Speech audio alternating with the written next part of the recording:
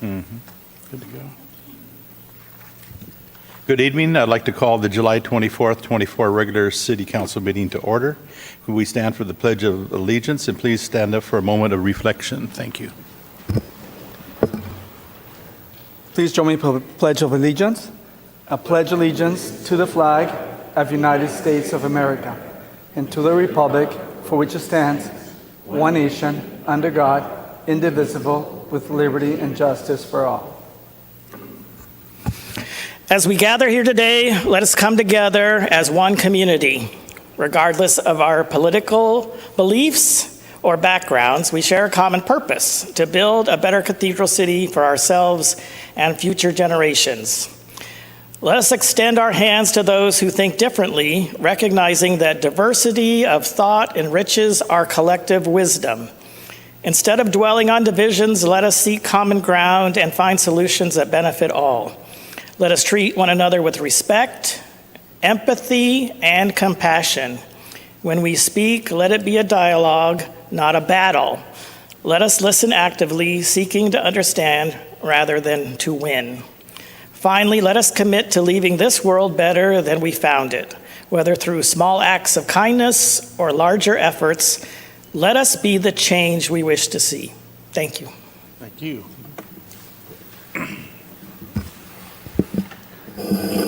City Clerk, may we have roll call, please? Councilmember Lamb. Here. Councilmember Gutierrez. Here. Councilmember Gregory. Here. Mayor Pro Tem Ross. Mayor Carnevale. Here. Are there any changes to the agenda? I have no changes, Mayor. Okay, thank you. We have two special presentations tonight. A, a certificate of appreciation for outgoing commissioners, and B, a special presentation for Cathedral City Center. I'm going to ask council to come down to the podium, and the city clerk will read B when that time comes. Thank you.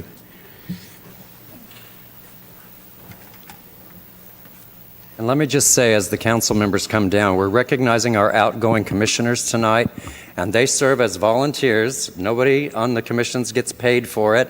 They dedicate many, many hours, and our community is definitely a better place because of the work they do, the recommendations that they provide to the city council, in the case of the planning commission, making decisions on their own.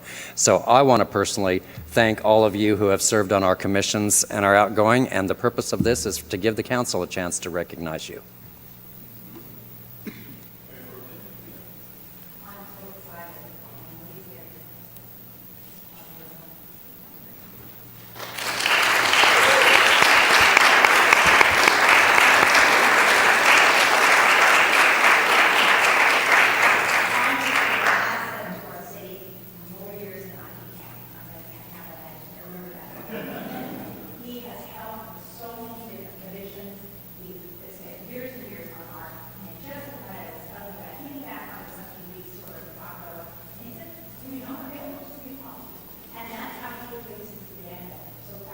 Our city family. Thank you very much.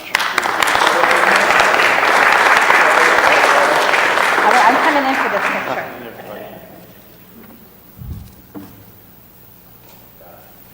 It's been a pleasure. Thank you. Thank you. Oh. And my next one is Danielle Mead. I'm looking. Here she is. Oh, no, that's not her. I don't think Danielle's here right now, but I'm Miss her. gonna guard it with my life, and I'm sure she'll show up.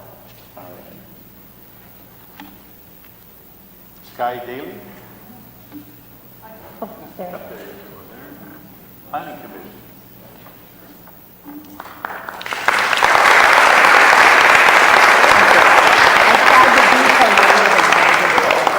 You're not the only, oh, that's Craig. That's Craig. He's coming up next. There you go. Oh, thank you so much. Very I well. appreciate Well. that. Picture. Picture? Okay, hi, everybody. Thank you. Thank you. You're very welcome. Long-time favorite, Craig Lowe. Come on up, Craig.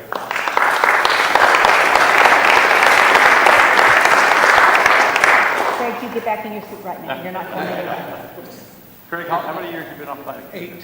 8 years. This gentleman has spent a lot of time. He's done a lot of good for Cathedral City, and we appreciate all that.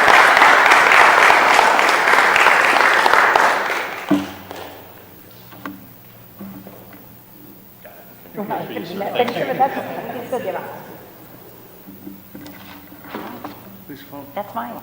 You trying to take my phone? This phone looks available. Okay, so, That's it on the. okay, on the certificates, okay. Yep. So the next item will be the special presentation from the senior center. Do you want them all to stay up there while you do your presentation? Go back to our chairs. We're going to go back to our chairs. Would you like the mayor to stay up since, or, okay. Want to hang out while we talk? Nobody listens. Okay, hang on, we got it. So we'll sort of talk to everyone then. So I'm Jeff Corbin. Oh, can I? Okay. Yeah, I'm Jeff Corbin, this is Vic Guide, and we manage the Cathedral City Senior Center. And thank you for having us here today. So today, we're here to talk about winning partnerships that have created many firsts for the city and for our senior center. And the first winning partnership that we'd like to celebrate today is one that we have with Paul Thiel and Palm Springs Motors.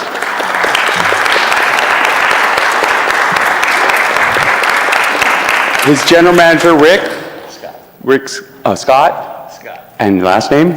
Scott Simmers. I forgot so quickly. Thank you, Scott, thank you.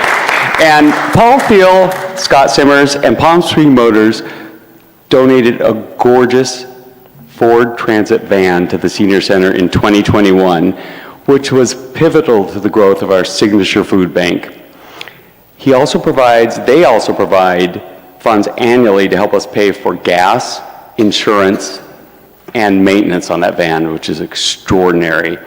Now, the city of Cathedral City is the other partner, and they give us an extraordinary allocation at the beginning of every year dedicated to serving the residents of Cathedral City with the highest need, often some of our Spanish-speaking residents. And many of those residents shop at the food bank and each and every Monday, and it makes a huge difference in their lives. So this partnership has become the anchor of our food bank program and our nutrition programs, and I'm sorry for being disrespectful with my back toward you. But for the first time with this van, we've been able to deliver food to residents who are homebound in Cathedral City. For the first time, we have a ride program that provides rides to and from the senior center. And for the first time, we are able to add more food distribution partners because we can actually pick up food. This gives us the best selection of specialty food in any food bank in the region. So we are so happy to honor Paul Thiel of Palm Springs Motors and Scott and the city of Cathedral City as winning partners of Cathedral City Senior Center. Thank you for your unwavering support, your incredible generosity, and your partnership.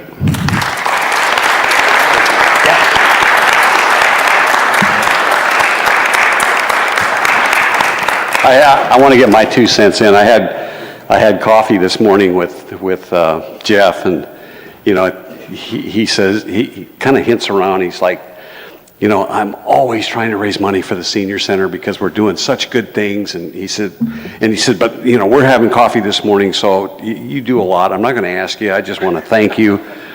And so, you know, I got to thinking about it, and he says, you know, we pay for the maintenance on these vehicles, and you know, we're so happy that we're in a position to do that. And in Raymond's talk tonight, he talked about a small gift of kindness. Remember that? So I decided I'm going to do a medium gift of kindness, and I'm going to give Jeff a check for $5,000.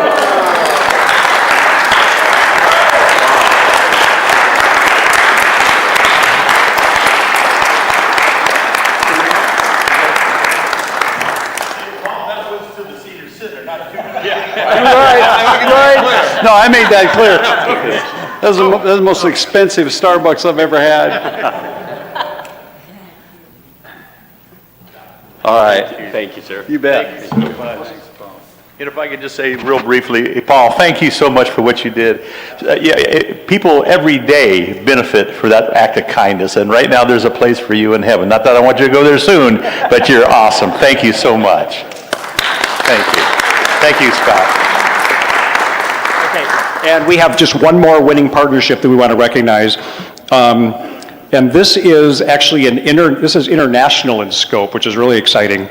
And this is a partnership between Cathedral City Senior Center and, of course, the City of Cathedral City, who not only provided the beautiful backdrop for a great day for jazz and blues in Coachella Valley, but for 2 years in a row supported International Jazz Day, putting us on the world map.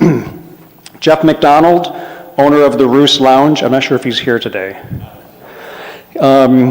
He actually provided the venue for the jam session that we did after the photo.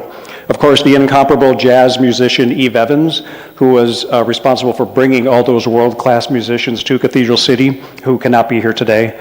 Our board member and Arts Committee Chair Sue Townsley, who spearheaded all of these events, which was fantastic.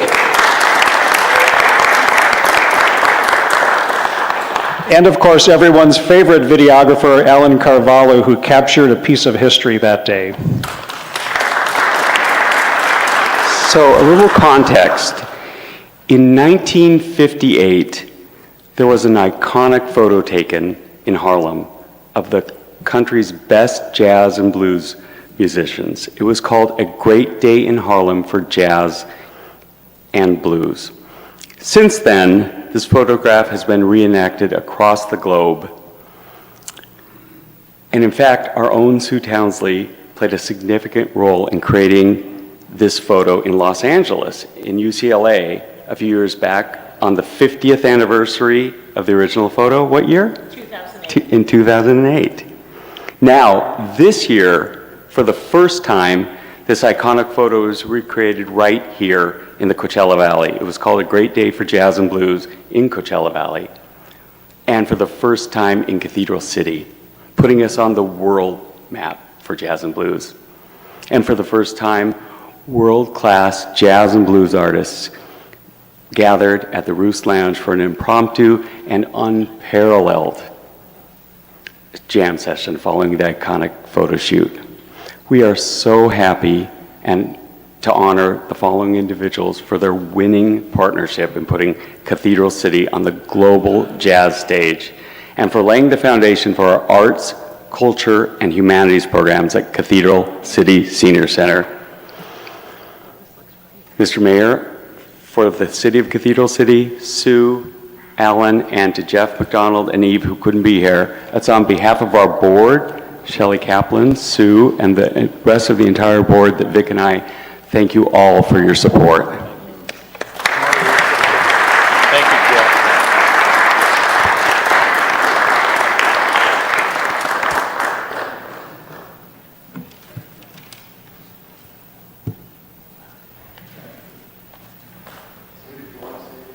Oh, what do I want to say? Yeah. When I moved out here, I realized that there weren't very many jazz acknowledgments like this, national or even local. And I brought it to the attention of the Arts Commission in 2013, and I was told that no one in the Coachella Valley likes jazz. And it was just that simple. So it's taken me a number of years to get this going, but actually it was 3 years ago that we made the first concert available to the international audience. And it was during COVID. Alan had to go to all of these weird venues where somebody was wearing a mask, but they were performing, you know, that kind of thing. But they accepted it at the International Jazz place. So anyway, it was 2 years, and then this year was the huge jam session. We're going to do it again next year at the Roost in Cathedral City. So one more year, it'll be Cathedral City on the jazz map. Nice. So thank you. Thank you.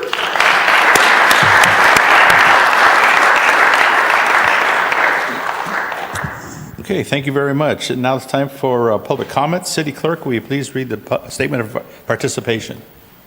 Public comment is the opportunity for members of the public to comment on items that are within the City Council's jurisdiction but not on the agenda.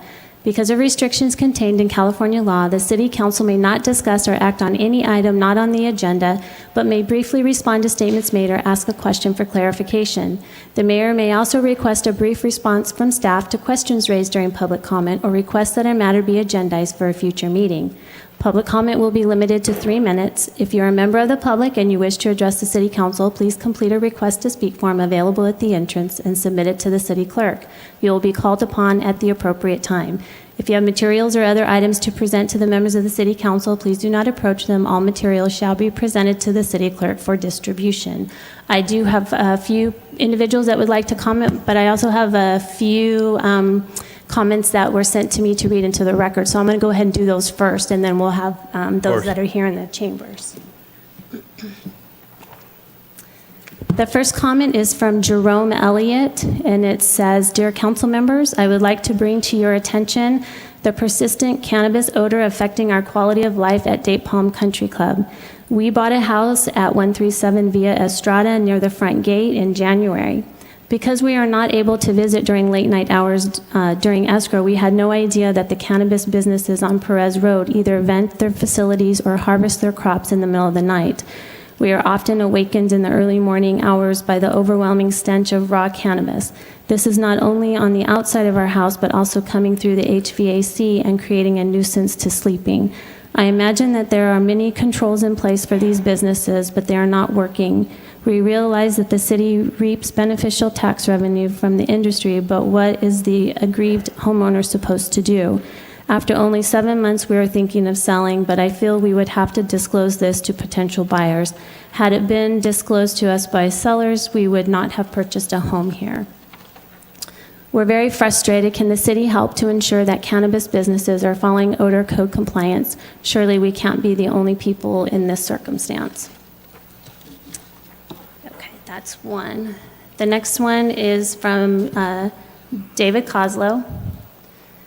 And it states, "I am a resident and homeowner and taxpayer of Cathedral City. This is the first in a series of public comments I am making to alert property owners in Cathedral City, Palm Desert, Palm Springs, and Rancho Mirage of the current status of Montanaro versus Cathedral City pending in the Appellate Division of the Riverside County Superior Court.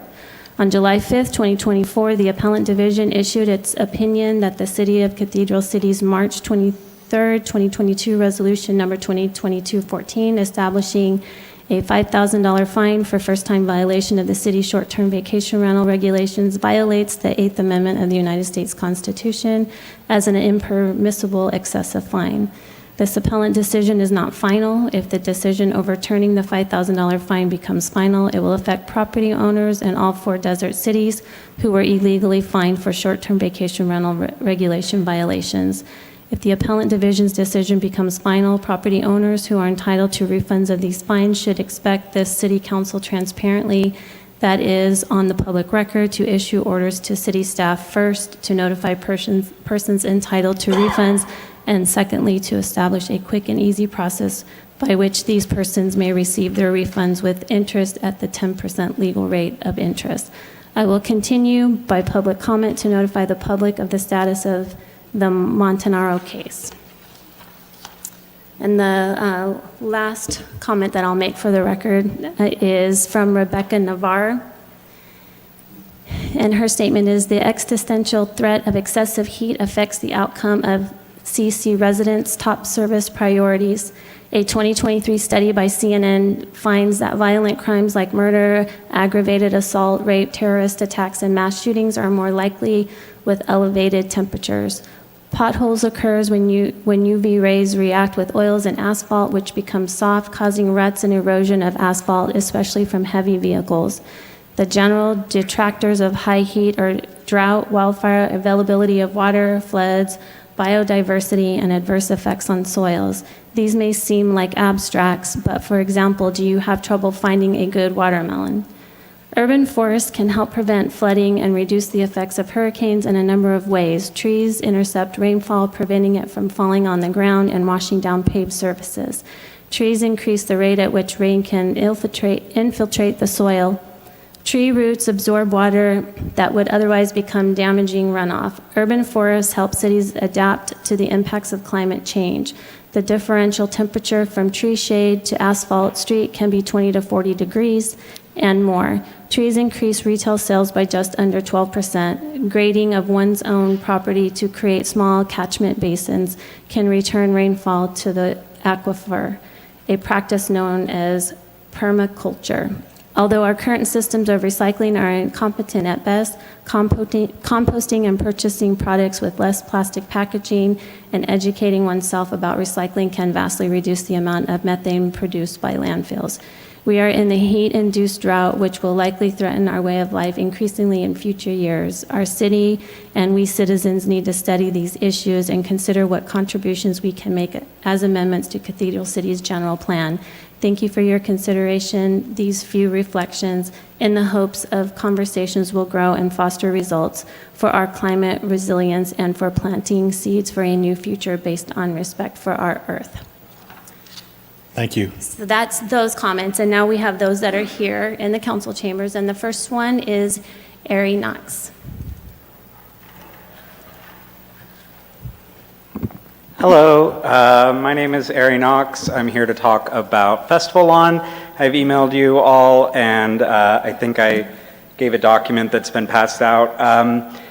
Today, what I'm here to ask for is just community engagement about this issue. I really respect each and every one of you. I think we probably have the same vision. We all want to see downtown built up and exciting. What I'm asking, though, is that we talk about it as a community, that there be some sort of public engagement, a community forum before any action is taken to sell this land. I moved here from New York City about almost 3 years ago now, and in New York, we live on top of each other. There's no open space, and something that drew me to this city is the open space. And no other city in Coachella Valley has the same sort of public square that we have. Driving down 111 when the carnival is all set up at night is really a point of pride for our city. My family came to visit during the Hot Air Balloon Festival, and they were just so blown away by the cool things that happen here in our town. And I think I speak for a lot of people. We don't want to lose that. We don't want to lose that point of pride that we all love. So again, what I'm just asking is that we engage together as a community and that meaningful consultation please takes place. Thank you, Ari. Yeah. The next speaker is Aaron Hyland.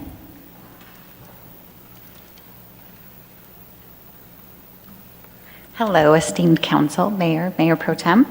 I come to talk to you about the current overcrowding animal crisis at the animal shelter. This week alone, over 100 dogs have been taken in from hoarding cases around the Coachella Valley at a shelter that was already at between 150 and 200% capacity, which means 100 animals will have to be euthanized this week alone to make space for those animals. This is something that we cannot adopt our way out of this crisis. One of my favorite things about Cathedral City is that we are a city that cares, and inaction is not an option. I have solutions. One, we start with having the Discover Cathedral City weekly newsletter post the red listed dogs means cleared for euthanasia. Start putting them on our social media. So many of these animals were escaped on July 5th from the fireworks and are now set to be euthanized from our city that were never claimed by owners. Encourage, incentivize landlords, HOAs to adopt new CC&Rs that allow pets and not with weight limits. I guarantee my 70-pound German Shepherd is better behaved than a tiny Yorkie that barks all day. Do not approve any housing that is not pet-friendly. We are forcing seniors, veterans, and others to surrender their animals that are their lifelines and their mental health bridge because housing isn't allowing them. Same with the weight restriction, size restriction, breed restriction.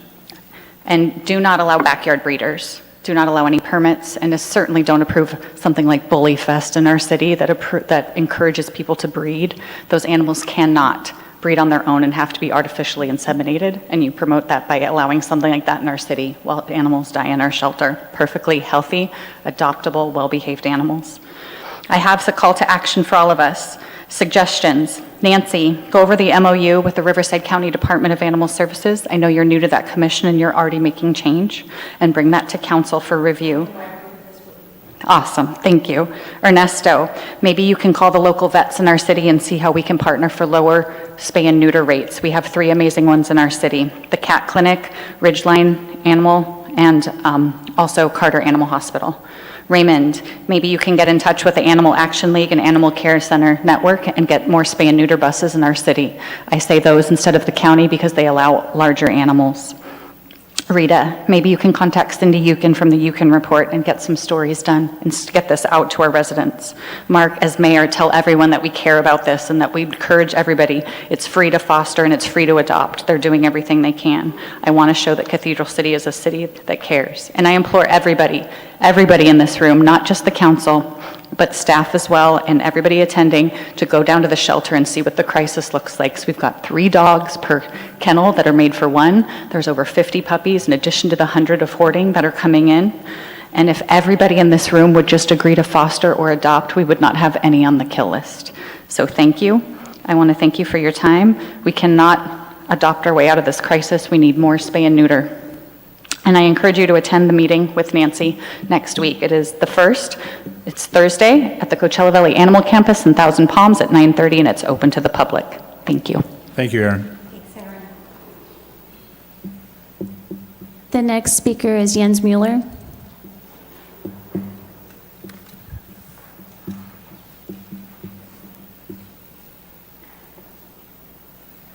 Good evening, Council, Mayor. My name is Jens Mueller, resident. I'd like to thank all the commission members that just got the awards. Thank you so much for donating your time to the city. Tracy, it's hard to hear you on public comments.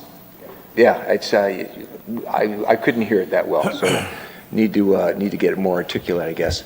So this past Thursday, I had the privilege of driving along with code enforcement for an hour and a half. Eye-opening.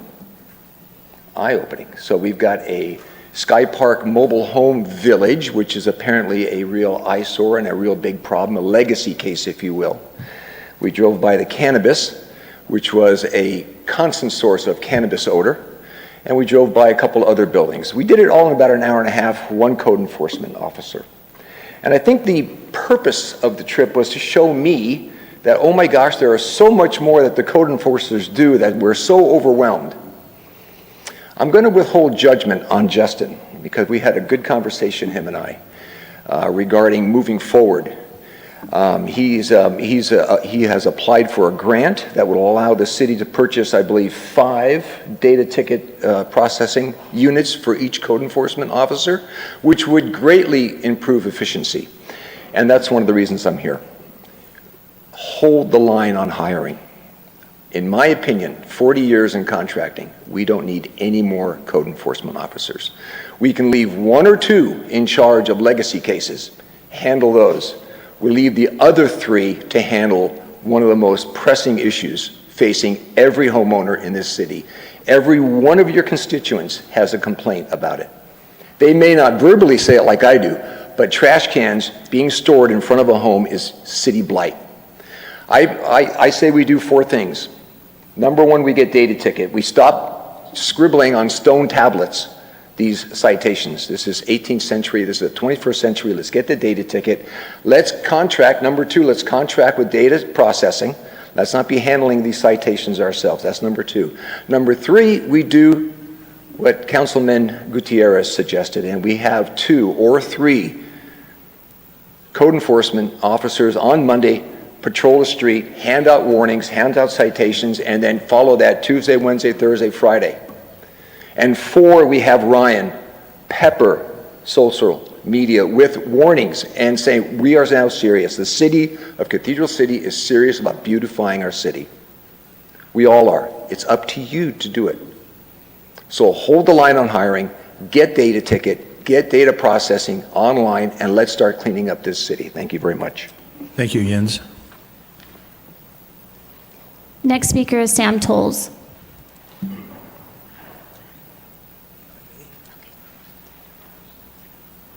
Honorable members of the council, I just want to say thank you. It's been 10 years since I've been in Cathedral City, and I am so impressed. I sat on that dais and did my best, but I am just really, really blown away by the talent and by the cohesion. Raymond, your words were really touching. This council, different political backgrounds, different perspectives, come together to move this community forward. The Amazon facility was an old Burlington coat factory. The casino was an empty piece of land. There is real momentum. There is real positive change. You can feel it when I walk through this city hall. And I just want to say that members of elected bodies don't get the opportunity often to step back and take 10 years and come back and see something. And it's just really impressive. And I want to thank each and every one of you for the commitment and the work that you've done to make this city better. It's a real eye-opener. And to Charlie, I always said the best decision I made as a council member in Cathedral City was my vote to put that man in that chair. And boy, oh boy, was I ever right about that. So thank you all. You're doing a great job. Pat yourselves on the back. Give each other a hug. Keep going. Thank you, Sam. I didn't receive any other requests to speak forms, but if you're a member of the public and you would like to provide public comment at this time, please raise your hand. And Alan, come on down. Alan Carvalho. I just wanted to take a couple of minutes to thank Sue Townsley. I've known Sue for a decade. Ever since I met her, she's been involved with bringing jazz to our valley and to our city. She worked at UCLA and was involved in the UCLA Jazz Foundation, which she directed and headed up. She's passionate, she's a caring person who feels the need to support those she believes in. That was true when Shelley ran and won in 2014, and more recently, she and Shelley would spend weekly Zoom meetings during COVID with then candidate Nancy Ross. She worked tirelessly for Stone James with data entry, reorganizing files, helping City Manager Charlie McClendon, helping Chris Parman when any events took place. She was on the steering committee, part of what success we all gained from her involvement. She's been focused on the International Day of Jazz for as long as I've known her, and my involvement was a direct result of her infectious passion to bring her idea to our city, the kind of passion that made us a great team working as public arts commissioners together. I'm proud to know her, proud of her involvement as an active member of the Cathedral City Senior Center Board, and someone everyone knows is making things happen. Thank you, Sue, for pushing hard to have the Cathedral City be the only city in the Valley recognized in the United Nations International Day of Jazz World Celebration. After the photos were taken on the steps of the City Hall, the musicians all gathered at Roost to have an amazing impromptu jazz session, which we were able to capture on video. She's the reason we have passionately posted our videos of local musicians led by Eve Evans for the past 3 years. And with your support, we will continue the tradition every year. Thank you very much. Thank you, Alan. Very well said. Is there any other member of the public that wishes to provide public comment at this time? Dorian?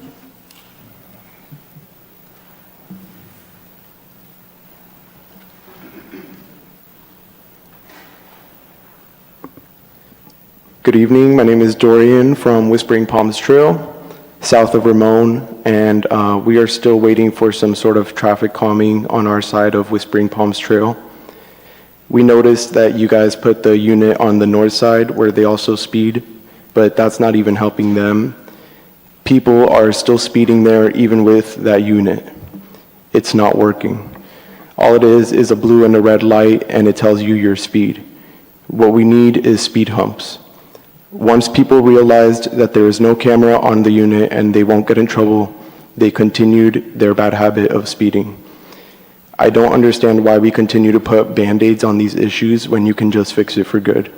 All you're doing is passing this problem down to your successors, and we really want speed humps. When Councilmember Nancy met with me to talk about speed humps, she said she is against them because they spill her coffee. So when we bring up a matter of life and death, you want to bring up your coffee getting spilled? It's quite disappointing, and the fact that there is a moratorium on speed humps is unacceptable, and it's about time that we install them. We have been patient for years, waiting for at least some type of traffic calming on our side, and we get nothing. Just because you don't want to do anything that inconveniences drivers, even if it means saving lives. 5 years ago is when me and my family started asking for speed humps. 5 years and 3 totaled cars later, we have made no progress on this issue. Thank you. Thank you, Dorian. Is there any other member of the public that would like to provide comment at this time? I see no other Okay, individuals. thank you. We're going to go to council comments. We're going to start with Councilmember Gutierrez. Thank you, Mayor. Good evening, everyone. I hope everyone's having a great time during this hot summer. Even though we're only having meetings once a month, we still tend to stay busy. Right after last meeting, Mayor Carnavale and myself and our staff, our city manager, our assistant city manager, and the director of engineering, we met with the Coachella Valley Water District, in which they updated us as to what's going on, what projects they're working on, including the project that they will be working on. And this project will be in the north side of Cathedral City. And this will help whenever we have a rain or any floods. It will prevent or assist in preventing any flood or any possible flood that happened, as a matter of fact, almost a year ago in the Horizon neighborhood. This will be, they will start this project possibly next year, but the Coachella Valley Water District is working and assisting residents in Cathedral City. And we also talked about other projects that are in the future or are being planned for the future in Cathedral City and other areas within the Coachella Valley Water District.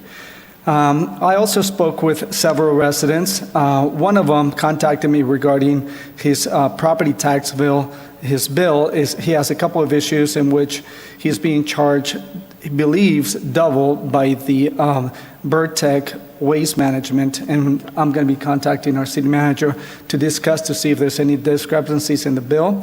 So I will be getting hold of him probably tomorrow. I also participated in a book giveaway event put together by the PACE Committee at the Mary Pickford Theater. The attendees were the commissioners was Mario Jimenez, Antonio Bouchier, and the former commissioner, also Gary Garland. These books were actually, they were acquired by Erin Highland, I believe, correct? Right? They had 4 different types of books for kids, and kids would come in, we handed out books, and we gave them popcorn, water, and a flag, and they attended a free movie. And these kids were so excited, we ran out of water, and I believe we also ran out of popcorn and flags. So it was we had a great time. I also was contacted by other residents, one of them in which he had a issue with obtaining or permits for his property. I talked to him and everything was handled. I was able to assist him, and they didn't have to contact our planning department to correct that. I also contacted a business owner. He reached out to me because he's having issues that or concerns during the Ramon Road Bridge widening project, which will be starting soon. He has concerns whether this is going to affect his business or not, and I'm trying to work with him, and our engineering department is also working with him to make sure that we minimize the harm to his business. So that is the Chevron gas station there, so we will continue to work with him.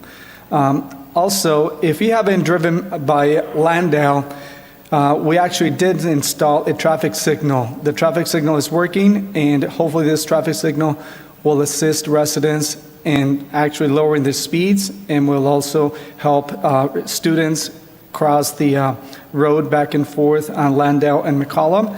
And hopefully we will have less accidents on that street. And of course, on Monday, I met with our city manager and our assistant city manager to talk about today's agenda. And that concludes my report. Thank you, Mr. Mayor. Thank you. Councilmember Gregory.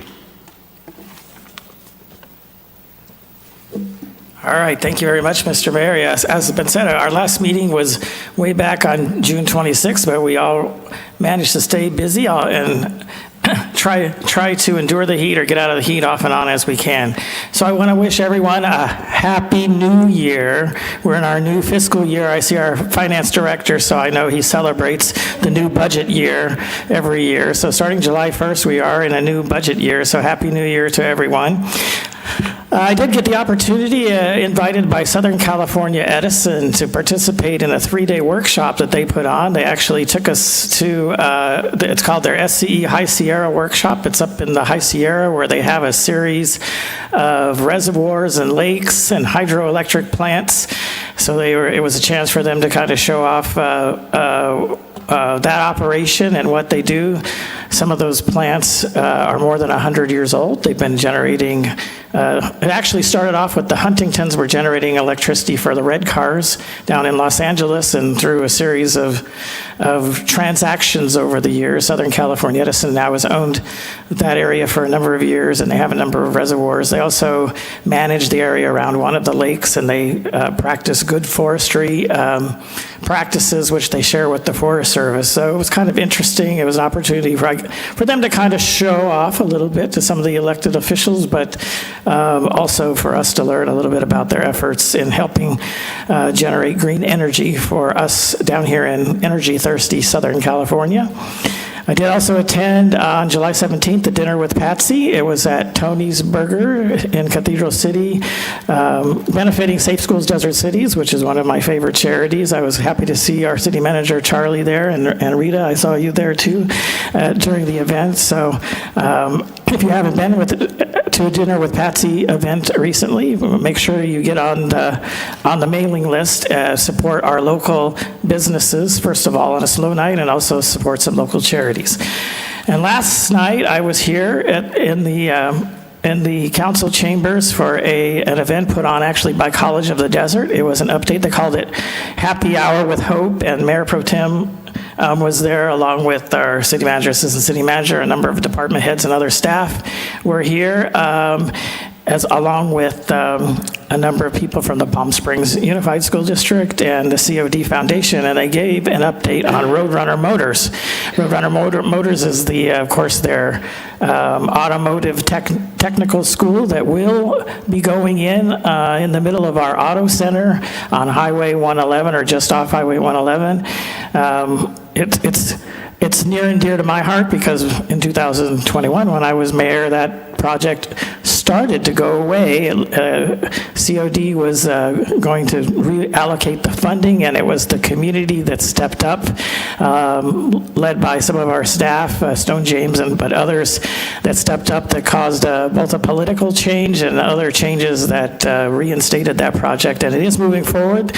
They did announce to us that they have received a green light from the state architect for it, and it also passed CEQA, so it is moving towards groundbreaking, which they expect to occur sometime in October. So if you're interested in that project, or were part of the original version or the revival, I guess I would say, watch our local Discover Cathedral City, and we'll be having a groundbreaking scheduled hopefully in October for that. I also was saddened to hear and wanted to note the passing of a local resident, Diane Gill. Diane did many volunteer works for the city and for the community. I don't know all of them, so I'm not going to try to mention all of them, but I met Diane in particular and spoke with her frequently when we were working on the short-term vacation rental issue here in Cathedral City, and she was very, very active in that, so very sad to hear of our passing. And I would ask if the council is amenable that when we adjourn tonight, we adjourn in the memory of Diane Gill. And with that, as the end of my comments, I do want to note to everyone that the Summer Olympics will be starting here in a day or so. That is one of the times that our nation can come together and have something that we cheer for in common, either the U.S. team or some of the other teams, if people have connections in other cities. But the Olympics it tends to be a very happy time, and a time for hopefully that we can all remember again to pull and work together. Thank you, Mr. Mayor. Thank you, Councilmember Lamb, please. Great. Thank you so much, Mayor. I represent the city of Cathedral City on the Coachella Valley Mountains Conservancy. And our last meeting, we had a presentation by Diana Rosas and Max Ochoa, and they went over our budget and also the status of our grants. And the focus of that particular committee is purchasing land to support the multiple species habitat plan that we have throughout the Coachella Valley. So it's quite a unique organization. Secondly, I want to give a shout out to our public service wonderful police department. They had a backpack giveaway, and it was just a wonderful event, and it was just packed and pretty hot, so the water features were very well attended, and kids were splashing around. So thank you so much for doing that. And I also wanted to recognize the Cathedral City Fire Department because they came out again with the Parks and Community Events Commission for the wonderful Mary Pickford free movie, and they brought the fire truck, and all the kids got plastic fire hats, and great community outreach. So I applaud you. These are wonderful organizations. The community is totally behind having our own police department and fire department, and it shows. It's wonderful. I also attended, it was an award ceremony, and it was sponsored by Friends of the CV Link, and it was at the Tram Visitor Center in Palm Springs. But they recognized for the very first time a student who had written a business plan, and this business plan was how to maximize the CV Link for people with disabilities. And so this young man, Max Johansson, he attends Rancho Mirage High School, but he and his family are residents of Cathedral City, and he was awarded $1,000. And his business plan was brilliant, and it was about partnering with businesses that specialize in providing sports equipment for people with disabilities, adaptive equipment. So it was really wonderful. So that was a great honor to be able to represent Cathedral City there. And I want to thank John Corella, Director of Engineering, and he sat with me and we went over some possibilities for using my capital improvement funds for council, and a couple things are already in the works, and one is the redo of there's a wonderful basketball court right south of Napa Auto Parts, and it's frequently used and sometimes in disrepair. Anyway, it's being refurbished, and when the when the heat abates, I'm sure the young people will be back playing basketball. So thank you for that. And my husband and I live in the Cove, and we're very happy that the streets are being repaired because they were like big cracks. So everybody's being wildly responsive and following the cones and being careful. So thank you so much. Really appreciate that. Again, I got calls from two different residents from Cimarron Cove saying they're so happy with the traffic light on Lando. So thumbs up for that.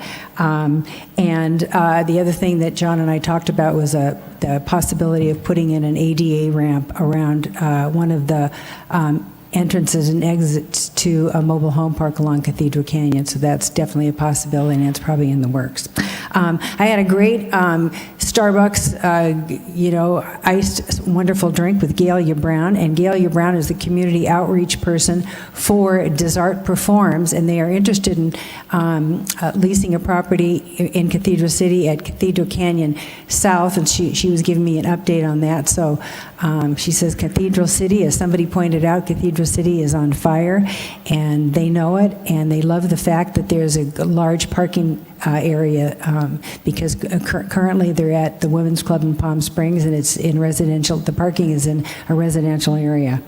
And I won't mention the dinner with Patsy because we had great hamburgers there. And I too want to end tonight with a homage to Diane Gill. I met Diane and Jane when I was on the Public Arts Commission years and years ago, and then as a board member of the Senior Center. And they came from Los Angeles. They were very involved in the Parks and Recreation districts for Los Angeles County, and they brought that public service, that love of community, and their advocacy to Cathedral City. And it is just amazing. They were instrumental in doing community outreach when the Cove became an assessment district, and we got new roads and curbs and all that.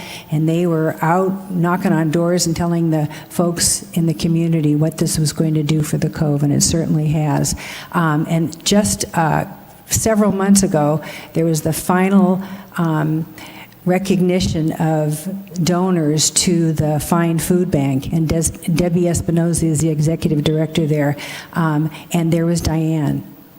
You know, there, between the senior center, the Boys and Girls Club, I mean, the list, she told me years ago, she said, you've got to go to dinner with Patsy, and I said, what is that? And you know, so pretty soon we're at dinner with Patsy, you know, every other Wednesday, you know, having fabulous food and seeing different restaurants and being with our friends. So that commitment to community, it was strong.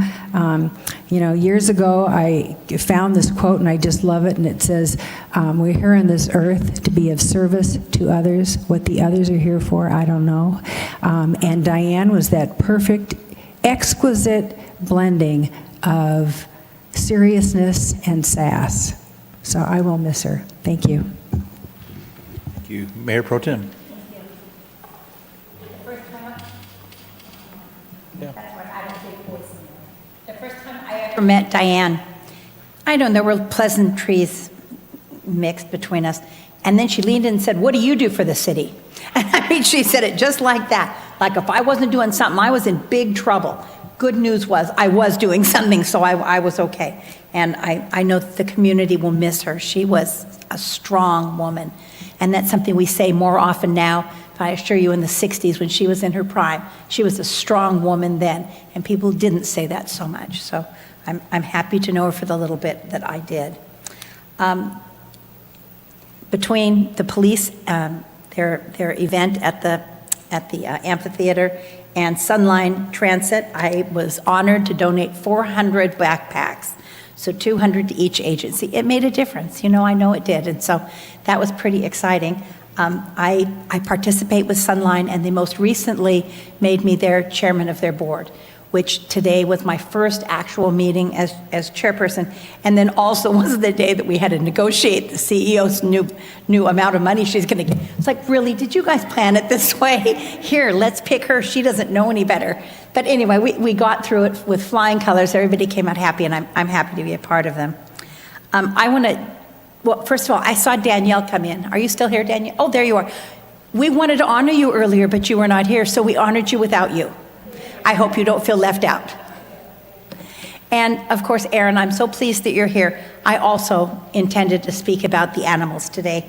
In Thermal, there were 19 dead and 20 very hungry and emaciated that were recently brought to the animal shelter. Right on the back of that, on July 12th, they got 19 dogs from Indio. They have over 200 dogs at the shelter. They got another 40 from the Riverside County, and those 200 dogs, as Aaron shared, they have 84 kennel runs. So here's the thing about adopting a dog.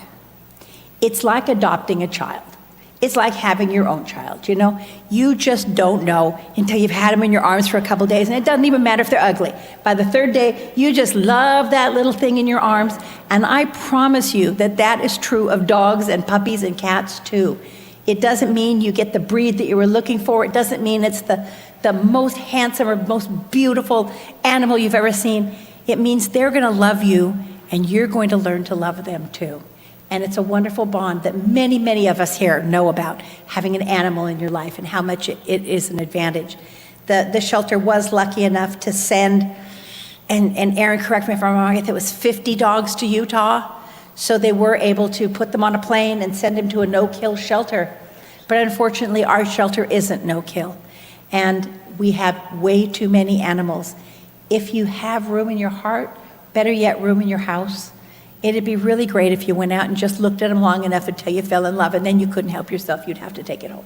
So I ask each of you to reach in your hearts and see if there isn't a place in your life for these dogs and cats that are in such hardship and of no fault of their own are going to be killed. So I'm going to end my comments on that happy little note, but remember, they'll love you a lot. So you take care, and we'll see you. I'll see you at the next meeting. Very well said. Thank you. Will the city clerk please read the consent agenda items? No, aren't you? He already yeah, did. you already did He went yours, yeah. first. I have one quick comment. Sure, go ahead. I forgot two things. One of them is I want to thank the police department for doing such a great job. I have been getting phone calls from people that are speeding and running stop signs in my area, District 4. And when I drive around, I constantly see the motorcycle officers pulling people over. So you guys are doing an incredible job. I also have gotten complaints from certain people that have gotten pulled over for speeding and running those stop signs. But those I don't care, I'd let them know that to obey the laws. So doing a great job. As a matter of fact, I've been getting quite a few phone calls from people that are really thankful. As a matter of fact, the neighbor that lives, or the homeowner that lives right at the corner of Vega and Maravilla, he calls me every other day thanking me because people would just fly right by, not even considering that stop sign. They would just fly right by there. So thank you. The other comment I wanted to make is that as the words that Councilmember Gregory mentioned earlier, I do want to say thank you to all the council here that we respect each other.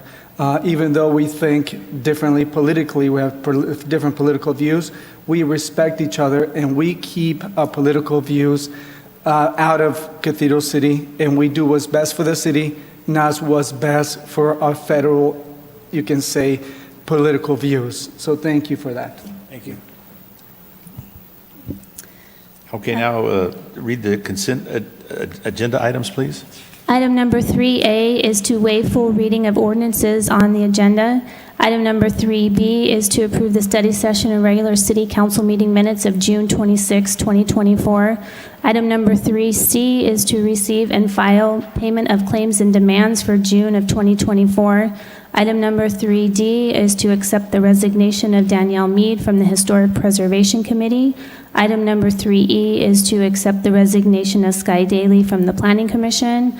Item number 3F is to authorize the city manager to execute side letters with the Cathedral City Police Management Association, Cathedral City Fire Management Association, Cathedral City Professional Firefighters Association, and update the regulations for non-represented executive, administrative, professional, confidential, and other particular employees to amend the 401A retirement plan document.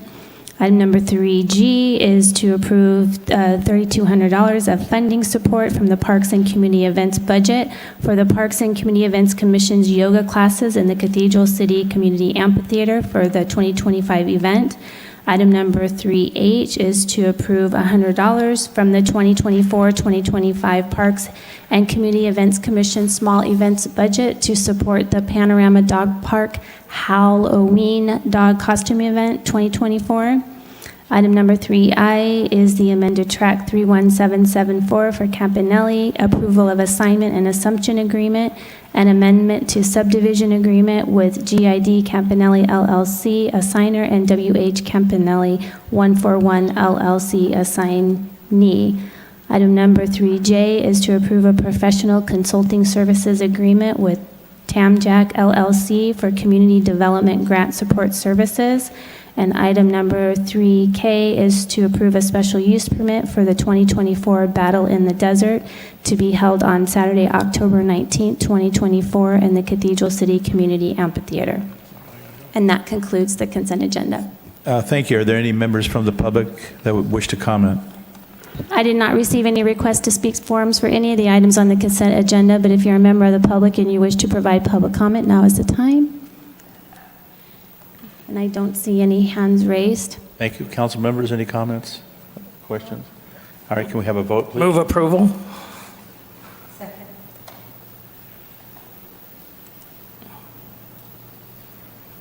Hit second. It's asking to hit second. Yep, it's not on mine. I'm going to do it here. Do you? No? It's okay. Oh, you're not going to be able to vote. If it's not. Okay, so we have a motion by Councilmember Gregory. Did Councilmember or Mayor Pro Tem was the seconder?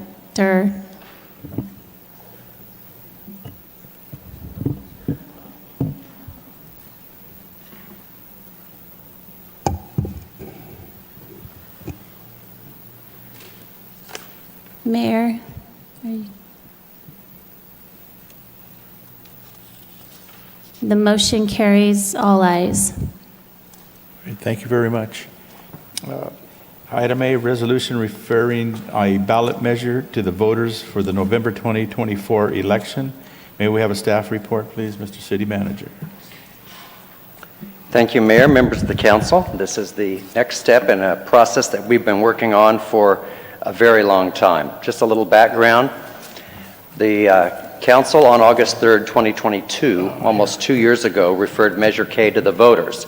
It was a single-purpose question, which therefore made it require a supermajority for approval. It was a property tax of 15 cents per square foot on residential properties and other amounts on multifamily and non-residential properties. It would have supported Cathedral City's annexation into the Desert Recreation District, and it received majority support of about 55%, but failed due to the supermajority requirement. In response to that, and recognizing the strong community support for providing parks and recreation services in Cathedral City, Council adopted an action item unanimously in your strategic plan that you adopted last April. Action item B13 stated to develop a plan to address the need for funding for parks and recreation services through the DRD and other resident priorities, including streets, and work toward a potential funding measure in 2024. So last fall, I put together a resident committee to review unfunded needs in the community. It was a cross-section of residents of Cathedral City. 11 residents participated by attending at least one of the meetings, and the meetings were held October 2023 through January of 2024. They did a deep dive into a number of topics. They reviewed our budget and finance situation in October so that they had an understanding of why there was these services that they were interested in were unfunded. November 16th, they had a presentation from the Desert Recreation on the district services, what could be expected right away, longer-term plans for a community recreation center, and the Desert Recreation District's programs to ensure safety and security in our parks. December 7th, 2023, they saw an update on our pavement management plan and the grave need for additional funding for streets, particularly our neighborhood streets. And they received a presentation on our fire medical services and what I believe is an innovative and cost-effective plan that the fire department has to provide a fourth ambulance so that the two-person crew can respond to calls for service where that's appropriate, and it will allow us to maintain our excellent response times even in the face of increasing calls for service. The committee finished their work with a review of findings, and they had suggestions on how to address these issues that we discussed on the 11th. So the outcome, on the 11th, they reviewed the previous topics and discussions. They reviewed ideas, including grants, public-private partnerships, and single-purpose tax measures. They ultimately coalesced around recommending a general-purpose half-cent sales tax increase to our existing transaction and use tax. The half-cent would raise roughly the amount of revenue equal to what Measure K would have provided. And then the committee did meet in a follow-up meeting on June 6th and confirmed that recommendation. Their suggested uses of the revenues were reviewed with you in January, and that included the Parks and Recreation Services, park safety and security, operating costs for a community recreation center, debt service costs to develop a community recreation center, additional funding for neighborhood street maintenance per the pavement management plan, and addition of a two-person medical response ambulance on each of the fire department's 3 shifts which would be 6 personnel in total, to maintain response times in the face of an increase in calls for service. Beyond that, then, you all ask us to promote additional community input, and you unanimously approved funding for a community survey on a potential ballot measure. The survey was conducted in late March of 2024. 433 likely voters were interviewed. You received a report on the outcome of that on May 8th. That was in a public study session here, and that survey results have been posted on our website ever since then for the community review. The contact method included phone, text, and email. The interviews were conducted via phone and online, and they were offered in English and Spanish. And 73% of those who responded to that survey perceived a need for additional funds for the city. The community priorities for uses of funding that were identified via that survey were many. There was a list from ones that received support way up in the 90s down to about 50% of the community. I've listed here on this screen the ones that were the highest rated by the people responding to the survey. And those were preparing for, responding to, and recovering from rainstorms and other natural disasters, maintaining 911, medical, emergency, ambulance, fire, and police response, maintaining fire protection and paramedic services, recruiting and retraining and retaining well-trained paramedics and firefighters, repairing neighborhood streets and potholes, maintaining gang prevention programs, protecting Cathedral City's long-term financial stability, removing debris after rainstorms, helping prevent property crimes, including thefts and burglaries, and keeping public areas and parks safe and clean.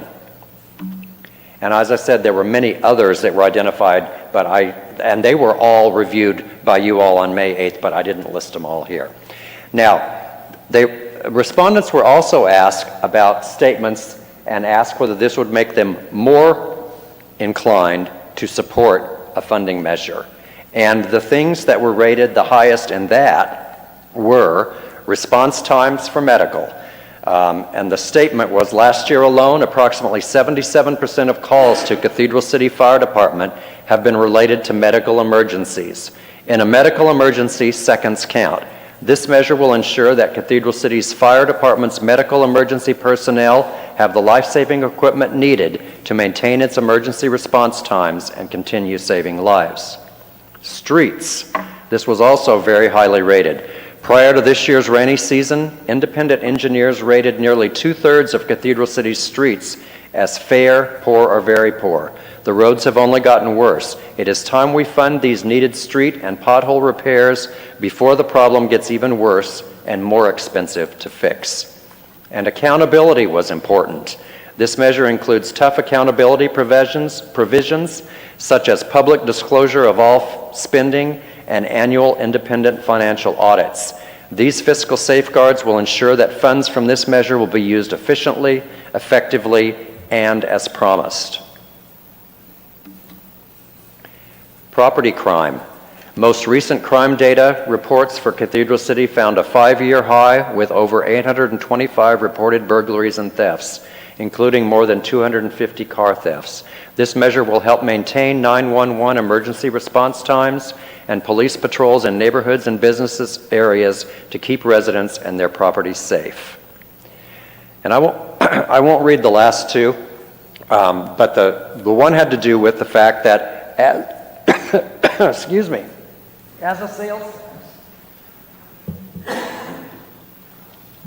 Last two are killers. I'm all choked up. As a sales tax, not only residents pay it, but visitors that eat in our restaurants, shop in our businesses, help support the services that way. And local control. It's important that we have revenue sources that are not subject to things like the state eliminating the redevelopment agencies. And so this would be a locally controlled source, locally collected and locally managed by our locally elected officials. Charlie, you want to take a quick break, or are you good? It's okay, it's coming back. You can't keep my voice down for long. That we didn't stop just with that survey. We offered opportunities for additional community input. In June, a mailer was sent to all residences in Cathedral City, inviting them to join the conversation, is how we branded that, by completing an online survey to rank priorities in order of importance. We received about 200 additional responses through that, and they were asked to take these statements and rank them from 1 to 7. And here are the ones that were ranked the highest in terms of being ranked number 1. Recruiting and retaining paramedics and firefighters, repairing neighborhood streets, preventing property crime, preparing, responding to, and recovering from natural disasters, and keeping parks safe and secure. So, here's the recommended ballot language that was developed in conjunction with the city attorney to make sure that it met the requirements of state law. This was essentially the language that was tested in the community survey, and it was also reviewed by our consultants that help us determine how to best communicate with our community. So, the measure would read, 75 words is what we're limited to under state law, and I think if you add these up, following their rules for how to count words, it comes out exactly to 75. Cathedral City Services Measure. Shall the measure providing funding for Cathedral City's general services, such as maintaining 911, medical, emergency, ambulance, fire, police response, and gang prevention programs, recruiting, retaining well-trained paramedics and firefighters, repairing streets and potholes, preparing for and responding to and recovering from rainstorms, natural disasters, keeping public areas, parks safe and clean, addressing homelessness by increasing the sales tax by 1/2 cent, providing $5 million annually until ended by voters, requiring audits, spending disclosure, funds locally controlled be adopted. And I should note that if adopted, this would place our sales tax transactions and use tax equal to what exists today in Palm Springs. So we would be equal to them, and would cost a shopper 50 cents on a $100 purchase. My recommendation, the recommendation of the resident committee, is to let the voters decide by adopting the attached resolution referring the question to the voters. The city clerk will then submit the resolution to Riverside County by the August 9th deadline. That concludes my presentation. Thank you, Charlie. I don't see any council members ready to speak, so we'll move to public comment. So I have one comment to read into the record, and then I'll go ahead and take those that are here in the council chambers. Thank you. The first comment is from Terry Hargraves. Honorable Mayor Carnevale, Mayor Pro Tem Ross, and council members Lamb, Gutierrez, and Gregory, I am writing in support of Agenda Item 5A, asking that you approve a resolution referring a ballot measure to the voters of Cathedral City for the November 2024 election, which will provide funding for general services by increasing the sales tax by 1/2 cent. I am out of town, otherwise I would be appearing in person to address this important issue. Simply put, Cathedral City urgently needs additional funds to maintain our medical, fire, and police services, fix our roads, keep our city and parks safe, and improve recreational opportunities here in our city. As you know, Measure K, which would have imposed a property tax on property owners to provide better recreational opportunities and develop a community recreation, received majority support from the voters, 55% to 45%, but did not meet the required supermajority of 2/3 for adoption. Nevertheless, the results show there was strong support by the residents for parks and recreation services for all citizens, children, adults, and seniors. I was a member of the resident committee on maintaining a safe and self-reliant Cathedral City. We listened to presentations by the fire chief, financial services director, Desert Recreation District, and the engineering and public works director. We recognized that improvements are needed to ensure public safety, fix our streets, and improve recreational services and facilities, and agreed that the best and most fair way to accomplish those improvements is by a very reasonable half-cent sales tax. The reasoning was that this tax would spread among all persons buying things in Cathedral City, as opposed to the property tax that had been proposed in Measure K. Also, we determined that 1/2 cent would be a reasonable increase. I've been appointed to the Finance Advisory Committee. At our last meeting, we discussed the current status of services and funding in our city. As you know, we are a post-Proposition 13 city. We have a low property tax and hotel tax base. Accordingly, sales tax are vital for our general fund revenues. Cathedral City is a great place to live, and more people want to reside here. But as a result of the growing population, the city's ability to meet increasing demands for services is getting stretched thin. We simply need more funding to meet our growing needs. As you know, the costs for public safety services have increased greatly over the years and will continue to increase. We cannot rely on the state's support to meet the demands in order to keep our city safe. Additional funds are crucial. Accordingly, I strongly encourage you to approve the proposed resolution referring a ballot measure to the voters for the November 2024 general election to provide funding for general services by increasing the sales tax by 1/2 cent. Let the voters decide, and I'm confident they will vote in favor of this important measure to protect and improve the lives of all residents of Cathedral City. Okay, the first speaker is Jesse Borrego.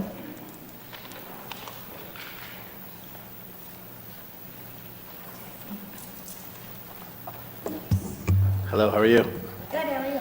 Good. First, before I start, I wanted to thank Ms. Ross for your donation to our event, for the backpack event. I'm sure the kids really appreciated those supplies you provided us with. It made me happy. Thank you. And Ms. Lamb, thank you for your time and being there as well. It was a pleasure having you both. Good evening, Mayor Carnevale and members of City Council. My name is Jesse Borrego, and I am honored to speak today as the president of the Cathedral City Police Officer Association. I am here to express our strong endorsement of the proposed 1/2 cent general purpose sales tax. This measure holds tremendous promise in addressing critical needs within our community. Firstly, the allocation of funds towards street repairs and disaster preparedness is crucial for maintaining the infrastructure and safety of our city. These investments not only enhance the quality of life for residents, but also ensure that Cathedral City remains resilient in the face of emergencies. Equally important is the support this tax would provide for first responder recruitment and retention. As someone deeply invested in public safety, I understand firsthand the challenges in attracting and retaining qualified personnel. Adequate funding is essential to maintain effective emergency response capabilities and ensure the safety of our neighborhoods that we patrol. One of the most pressing issues facing our community today is homelessness. I'm sure you can all agree. The dramatic increase in homelessness is a stark reminder of the urgent need for action. The proposed tax revenue will enable us to implement comprehensive solutions tailored to our city's unique challenges. This includes providing vital support services, addressing mental health needs, and finding sustainable housing solutions for our unhoused population, particularly those who seek refuge in our city parks. Moreover, this tax would allow for local control over these funds by keeping decision-making power within the city of Cathedral City. We can ensure that resources are allocated efficiently and effectively to meet our specific needs without bureaucratic hurdles.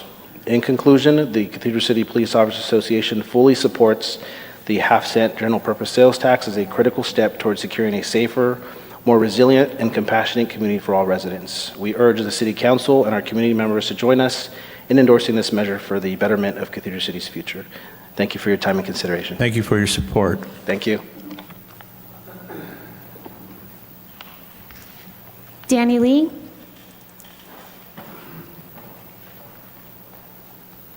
Mayor Pro Tem, I toned it down for you, Mayor. As a city resident, I was honored to be asked to join the resident committee on maintaining a safe and self-reliant Cathedral City that examined this issue. Charlie, we need a new acronym. The main presentations and information sheets we received showed clearly that in order to achieve our objectives, we couldn't simply rely on grants, state or federal funding. What we wanted to achieve was to improve emergency service response, repair 150 miles of road infrastructure, increase safety in and maintenance of our public spaces and parks, and provide recreational service for residents. Because our city incorporated after Proposition 13 was passed, the share of property taxes the city receives is about 16 cents on the dollar. So for every $1,000 a resident pays in property taxes, the city receives just $160 in income. Comparatively, Palm Springs receives around 4 times as much, or about $600 for every... Wrong country, what can I say? It's been a long day, guys. We realized that to meet those aims, better emergency services, improved roads, and safer, well-maintained public spaces, we need another form of income. We learned that for every 1/10 of a cent that sales tax was raised, we could generate another $1 million a year in income to support those goals. So a half-cent increase would generate an extra $5 million annually, enough to finance all the goals. And that only brings our sales tax up to the same level as Palm Springs. Even at that level, it would remain below the level in other cities. Sales tax is paid by people buying goods in our city, which means that the extra tax burden is shared by thousands of visitors we receive every year. They benefit from the services this increase would provide, so it is therefore fairer than a property tax because they would share in that burden. I don't like paying taxes. I'm not sure if anybody does. But I do want to live in a safe and welcoming city with good roads and recreational support for our citizens. And for that reason, I support the recommendation to increase the sales tax by 0.5%. Thank you. Thanks, Danny. The next speaker is Brad Anderson.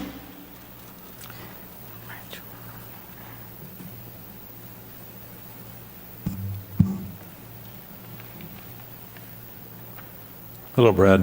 Hi, thank you. Brad Anderson. I currently live in the city of Ransom Rose. I just found out about this morning, so I felt obligated to come over and speak today.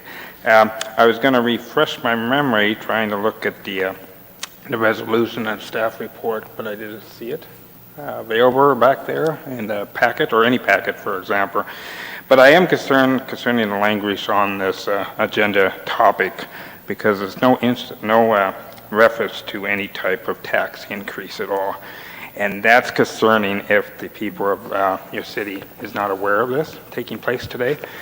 I have no issues at all about the voters approving or not approving this tax center initiative or measure, but I am concerned that maybe the city has expended funds that could have been better spent on other items, because the voters clearly said no before, and I am concerned about the redirection of the city's attempts to gain increased revenue through a tax measure.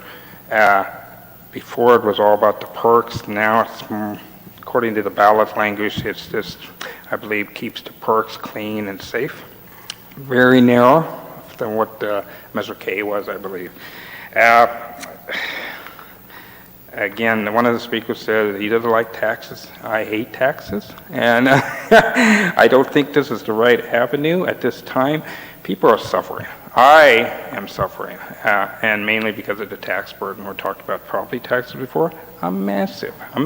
Prop 19 took a lot of the Prop 13 protections away from people that inherited houses, and everybody, all the counties, all the state governments are benefiting from that right now greatly, and people are suffering because of it. Again, I have no issues about allowing the residents of your city to definitely vote or not vote, and I believe we may not need a superminority or something. I can't proceed for this type of a measure. And that's a concern too, if it was done for that purpose. But every city's doing this, and I do not shop in Palm Springs mainly because the sales tax is so high compared to every other city in the valley. And just to compare yourself to that, that's concerning, because I do shop in your city on occasion, and I buy dog food. Dog food will be taxed. So, and yes, Desert Hot Springs doing the same thing with a penny, I believe, and they're trying to sell it as $1 per, $100. Again, everybody will be paying more, and the tax burden on the tourists is not really a good way to look at it. I think it's morally corrupt to look at like that, to pay for your services in your city. But I am against this, and that's all I have. Thank you. You're very welcome, Brad. Thanks for your comment. The next speaker is Danielle Mead.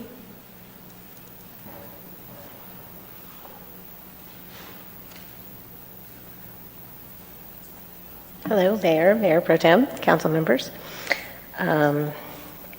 It's clear that the city doesn't have enough money to provide the services that residents need and demand. And if we want to grow as a city, if we want to be a city where people want to live, we have to provide high-quality emergency services, public works improvements, and recreational opportunities for both children, adults, and seniors. Measure K was supported by a majority of residents, even though it didn't meet the threshold to pass, but that shows that the majority of residents are willing to pay slightly more in taxes to get services they believe would benefit their lives. As a sales tax, this measure would more equitably spread the cost of these services across all residents and tourists. And finally, while we elect our city council people, like you, to represent us, part of that responsibility is giving the citizens the opportunity to weigh in on important issues. By putting this measure on the ballot, the city will be allowing residents to make their own choices about whether this tax increase is the right way forward. Rejecting today's resolution would take that choice away from citizens. So I encourage the city council to approve this resolution and send the measure to the November ballot. Thank you. Thank you, Danielle. The next speaker is Alan Carvalho.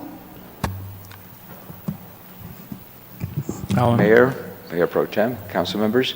We are the only city that does not have a community center, and it's important that the city be served. And there's revenue that's required. Nobody wants to pay more tax, but we're talking a very small percentage. And the benefit that we will all get from that very small percentage is just the reason that we want to put this on the ballot. And I think it's important that the public not be misinformed that the city doesn't spend money to promote this.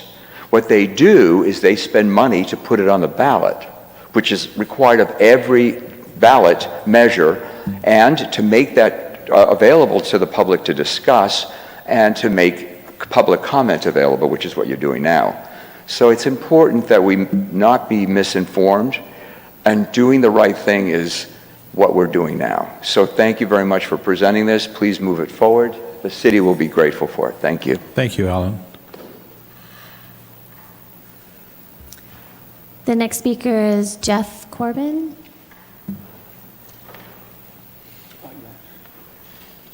Hey there, we didn't plan to talk and don't have prepared remarks, but I work here, he lives here, and we do represent, and we do not represent the senior center in this regard because it does not take a position on things like this, but we do represent heavy utilizers of city services, especially that we call 911 probably as much as anyone here,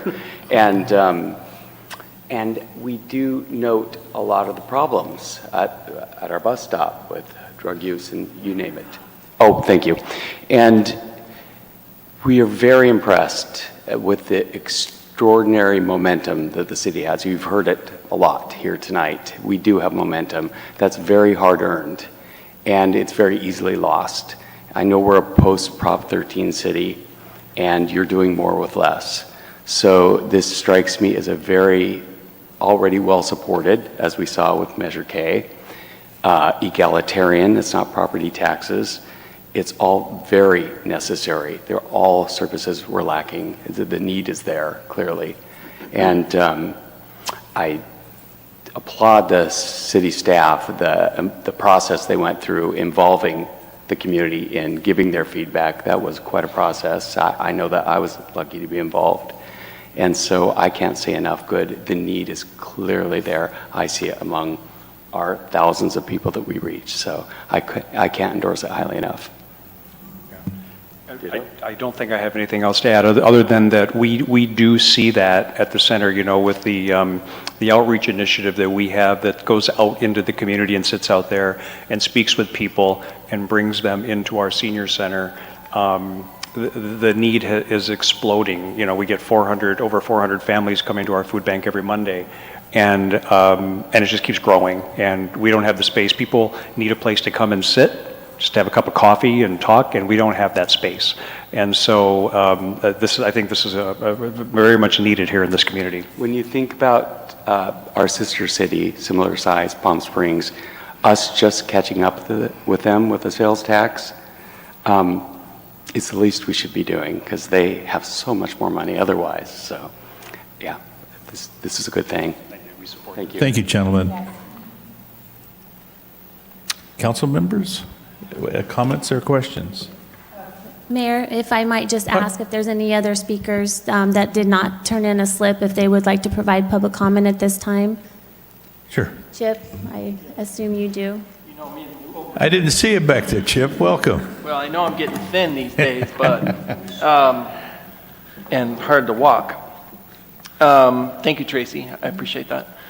Mayor Pro Tem, council members, I think everybody has pretty much covered everything, but, you know, I was very excited when Charlie asked me to sit on both of those committees, because I really feel that it was a process, and when you follow the process, you usually get good results. And I think there was a dedicated group of citizens on that committee, the committee that studied it, and also the Financial Advisory Board. I think that is being set up to be just what the citizens would expect of the city to watch these funds. So in short, I strongly support the measure. I think it will do amazing things for the city. You know, our parks, we've struggled with that for years, as you all know, and I believe that this will be a good solution, and it will give our youth something to do in at the parks as a kind of a guided thing. As you know, I'm very pro fire department, very pro police department, and I think that those funds will be used appropriately there. You know, we talk about our sister city, Palm Springs, and when you compare the staff there and our staff, you know, it's just, it's almost, well, it's depressing actually, because we need the same amount of firefighters, the same amount of police officers. Crime is no less here than it is in Palm Springs. So with that, I just want to say thank you, and I strongly support putting this forward. Thank you. Thank you for your support as well, Chip. Councilmember Gregory. Thank you very much, Mr. Mayor. I assume there's no one else? No, I think Rick wants to speak as well. I don't know if nobody put it down. Good evening, council. Thank you for working on, I started something here. I don't know what. In October 2022, I asked city clerk to I asked two questions. One was, has funding increased for our repair on the streets? And the response from city clerk was that in the upcoming budget funding cycles, the budget will be increased for increase for inflation on existing projects. Overall funding has not increased, but will likely change with the approval of the next budget cycle. This tax measure I'm fully in approval of. It's time that we budget not only for existing repairs and measures, but to replace some of these streets. In my district, District 4, the streets are super bad. You see kids riding their skateboards from one area to another, and then they stop because they can't ride no more, because just the roads are really bad, so we need this to be approved. I also asked another question, how did the Dream Homes Park come to fruition? And I was directed to a city site that explained that $8.5 million came from a state grant to do this. So again, we depend on grants, we depend on this, but now it's we have to, do our jobs as residents, and we should put it into effect and say, hey, we were willing to pay that one to hopefully get a rec center one day, where everybody is included, from seniors to young adults to little children, and we could all benefit from it. So I'm in full approval of this, and I'm hoping that you guys do your job on informing the public and the residents from your space on how important it is to get this passed. I was sat on the finance committee, and it was an eye-opener to see, and Daniel Meade said it, it's clearly, shown that we are in need of extra funding. So this is, our one chance again to make this happen. So I hope that we all come together and give out the right information so that misinformation is not there, because nobody wants to pay taxes. But if we roll it out in a proper way, give the right information, and just show the community how it will benefit us, that there will be some type of, committee that would watch over this, that way it doesn't get lost in general funding for other purposes. I think it's totally doable, and I think it could be done. Thank you. Is there any, Shelley Kaplan? Good evening, Mayor. Good evening, Council. I think you all know where I stand because I've spoken about this before. I'm definitely in support of moving this ahead. The other speakers have made all the points. I'm not going to belabor anything, but I did attend a meeting with the Resident Advisory Committee that made these recommendations, and preceding that, I wound up sitting in on the Financial Advisory Committee meeting. And it's pretty clear, having sat on your side and understanding the city budget, the city definitely needs more funds. It also needs a community center because we're the only city in the valley that doesn't have a community center. And there are other cities that have 3 and 4 community centers. We haven't had a recreational program for our youth since the early 2000s. A desperate need because we have a huge population of children in the valley that really need recreational programs. So again, I don't want to belabor it. I just want to support it. Thank you. Thank you very much. Is there anyone else here in the chambers that would like to make comment on this item at this time? I think we're good now. Thank you. Councilmember Gregory.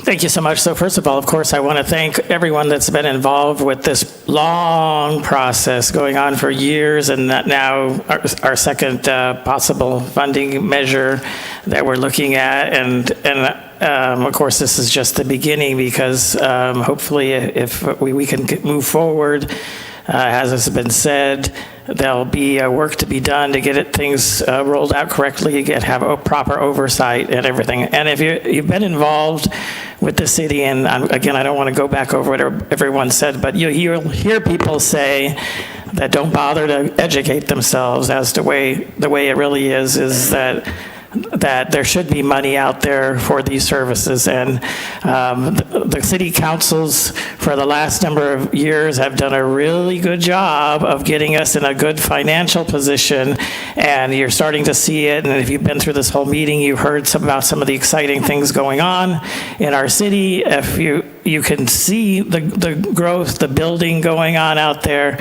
and we're able to pay our bills.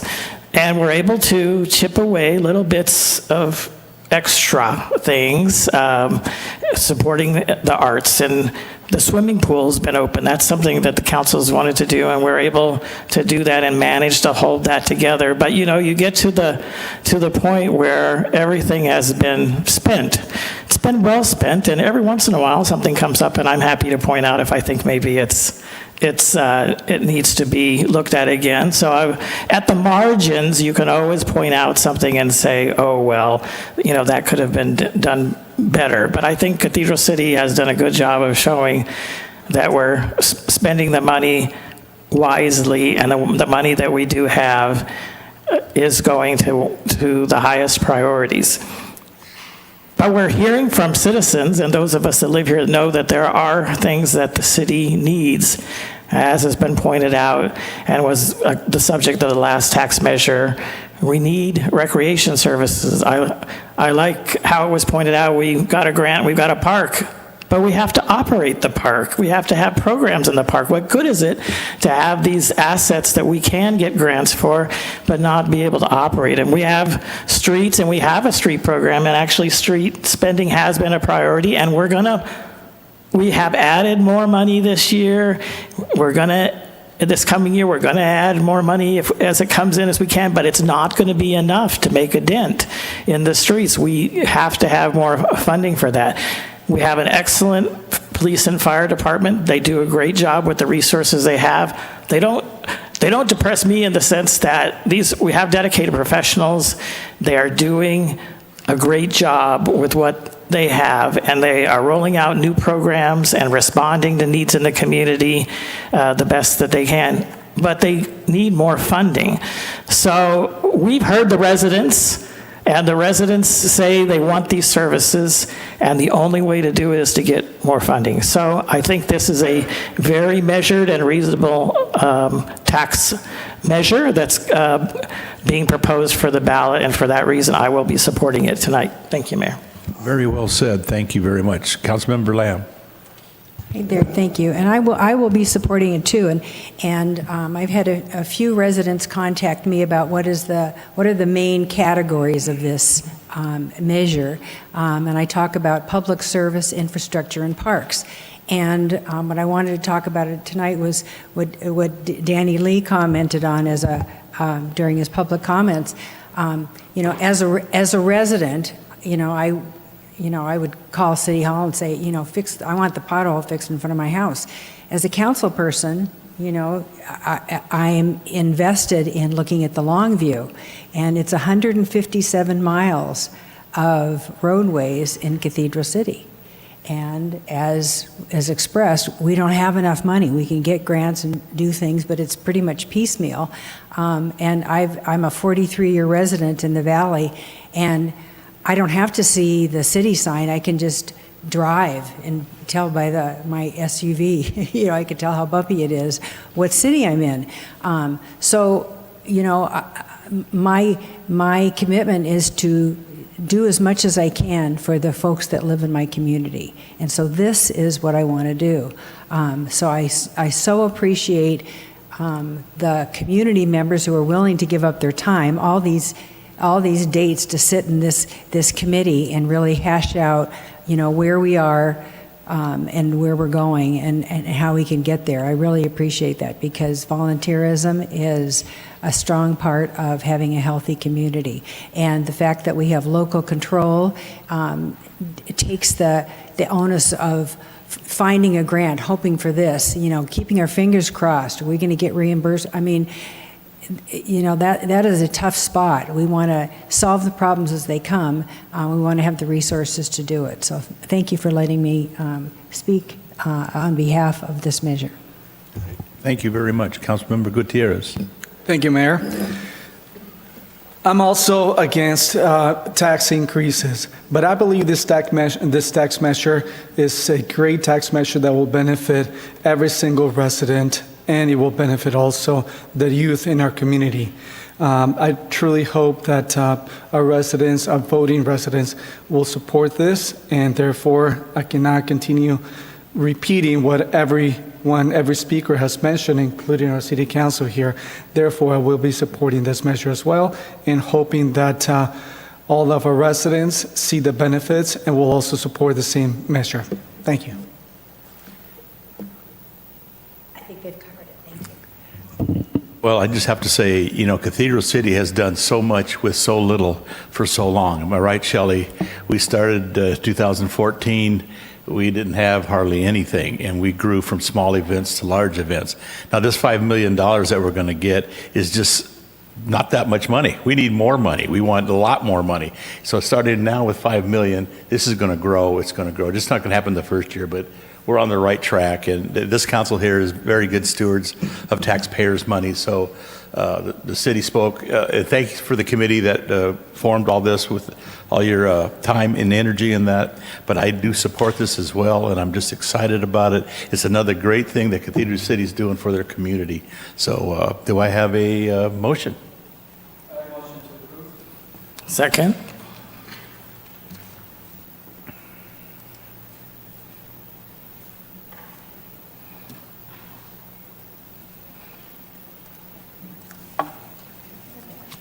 Got it? So you're on the wrong screen.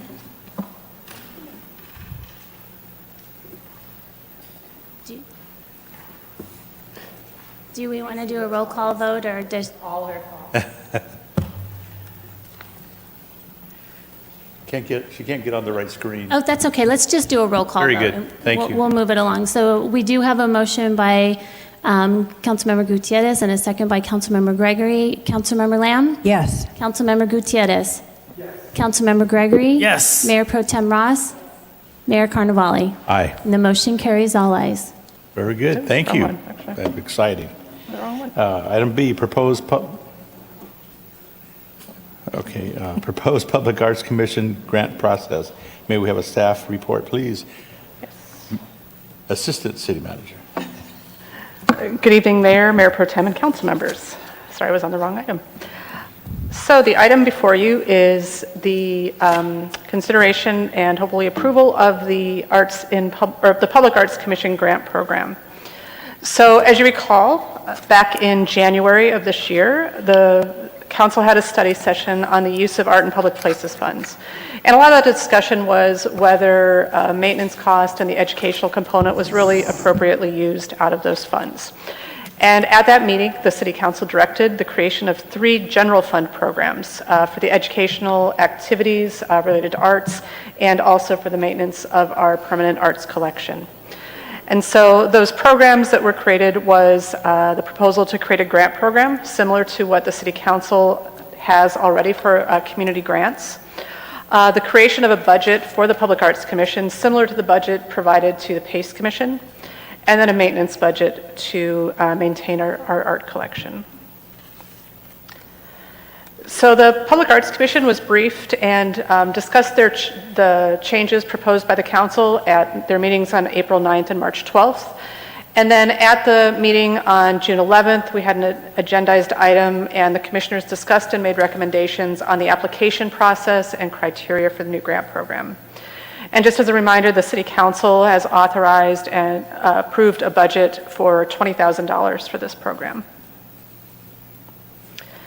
So some of the key criteria that are being proposed by the Public Arts Commissioners are that the definition of what would constitute art or art education would really follow the definitions articulated in 11.45020 of the city's municipal code, which is regarding the Art in Public Places program. It's a very broad definition of all the different types of arts and performance that could be constituted.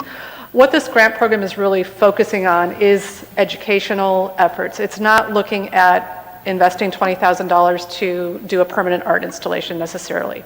We really want to try to solicit applicants that are going to do other kinds of activities that will enrich the community, whether that's a performance, an art exhibit, a reading, whatever that may be. We are really excited to see what kind of applications we would get, knowing the level of artistic talent, and I mean that in the broadest sense of the word. The programming or art or must be shown or installed, performed here in Cathedral City and should be open and accessible to the public. Now, if a program is geared towards children, it's certainly okay to advertise that it's made for an age group or something like that, but otherwise it should generally be accessible to the public.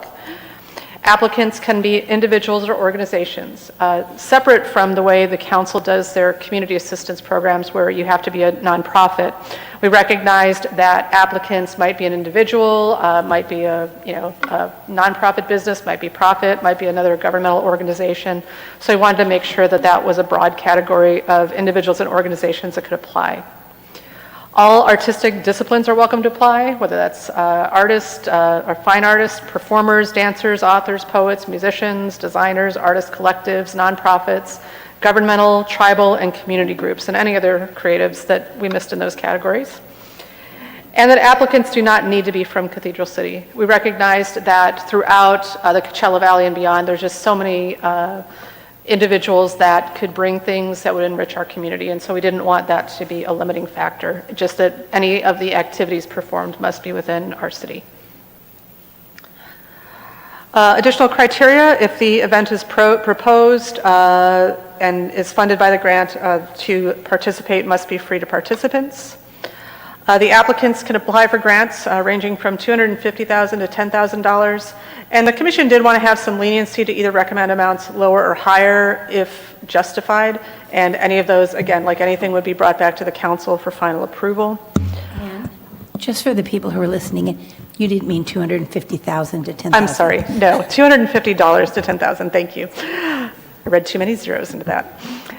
The eligible costs that applicants can apply for could include artist fees, materials, supplies, advertising, travel, facilities, installation costs, and rentals. And the activity in this first grant year must be completed by June 30th, 2025. And we realize that's an abridged timeline, being that this grant process is starting a little bit late in the year.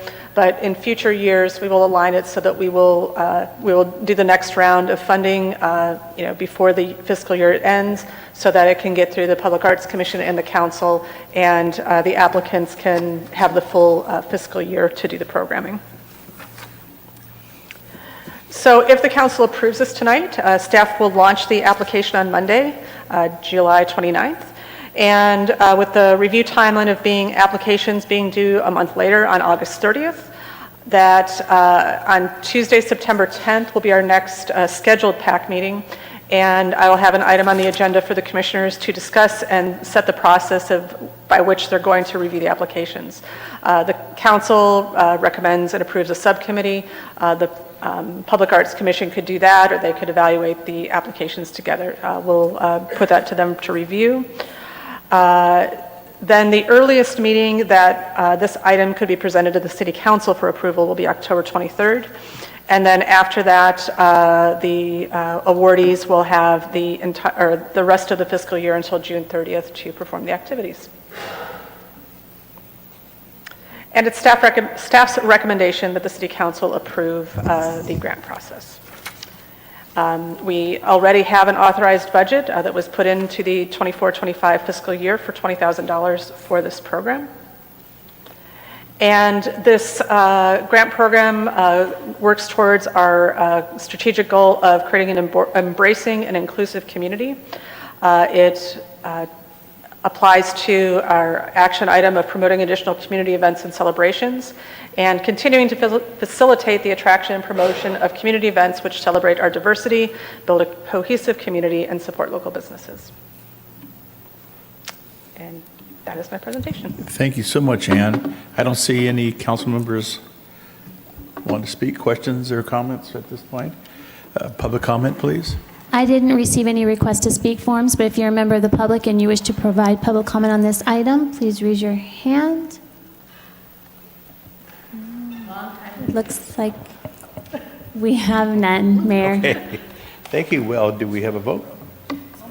So, if I could really quickly, so I just want to make sure I thank the Public Arts Commission, I'm sure the whole council does, for all of the work that they did to bring this about, and of course to you, Assistant City Manager Ambrose, for this. I noticed that there was some discussion about the $250,000 to $10,000. I would hope that we would just go ahead and apply those limits for this year. We only have $20,000, so if somebody does go over $10,000, you're really limiting. I'm anticipating, as you are, that we'll get a number of applicants, so I would hope we would use this year as a sample year to see if, as the budget process rolls out next year, whether we want to increase it, and then that might be a time. So I would hope we would just go ahead and follow those limits for this year. I think that's what's expected. I think the commission just didn't know, especially being that it's kind of a short performance period, what they're going to get. But if there is anything that varies from that, certainly there'll be clear recommendations to the council. But I think it's anticipated that, that the applicants coming in will be with the amounts requested. Thank you. Yes, and you know, often if some of these are really expensive, they may be asking for partial funding from us, I would anticipate, so. And there are questions in the grant application asking if there are other funding sources identified or other partnerships, and asking for evidence that those partnerships exist before granting the application. So we've tried to come up with as many criteria that we think will cover it, and we anticipate that we'll probably learn from this first year as well. And if there are any tweaks that need to be made to the application process, we'll have that ready to go I think for the next time. that's very wise, and I think they did a great job though, and you They were- did too, because it is very complete, and it is one of those things that you want to define it, but it's hard to define. So I think they did a good job. I applaud the commission. They did have a very robust discussion about it and really wrestled with a lot of different ideas, really wanting to make sure that this was inclusive, that there weren't real barriers to entry, but that there was good documentation that if they were planning an event, that they would be able to execute it. I'm also working with one of the commissioners to try to translate the application into Spanish, so that we can also try to make sure that we're being inclusive of who the outreach is going to. Excellent, excellent. Thank you very much. Thank you, Mayor. Thank you, Councilmember Gregory. Thank you very much, Ann. So do we have a motion? I move to approve. Second.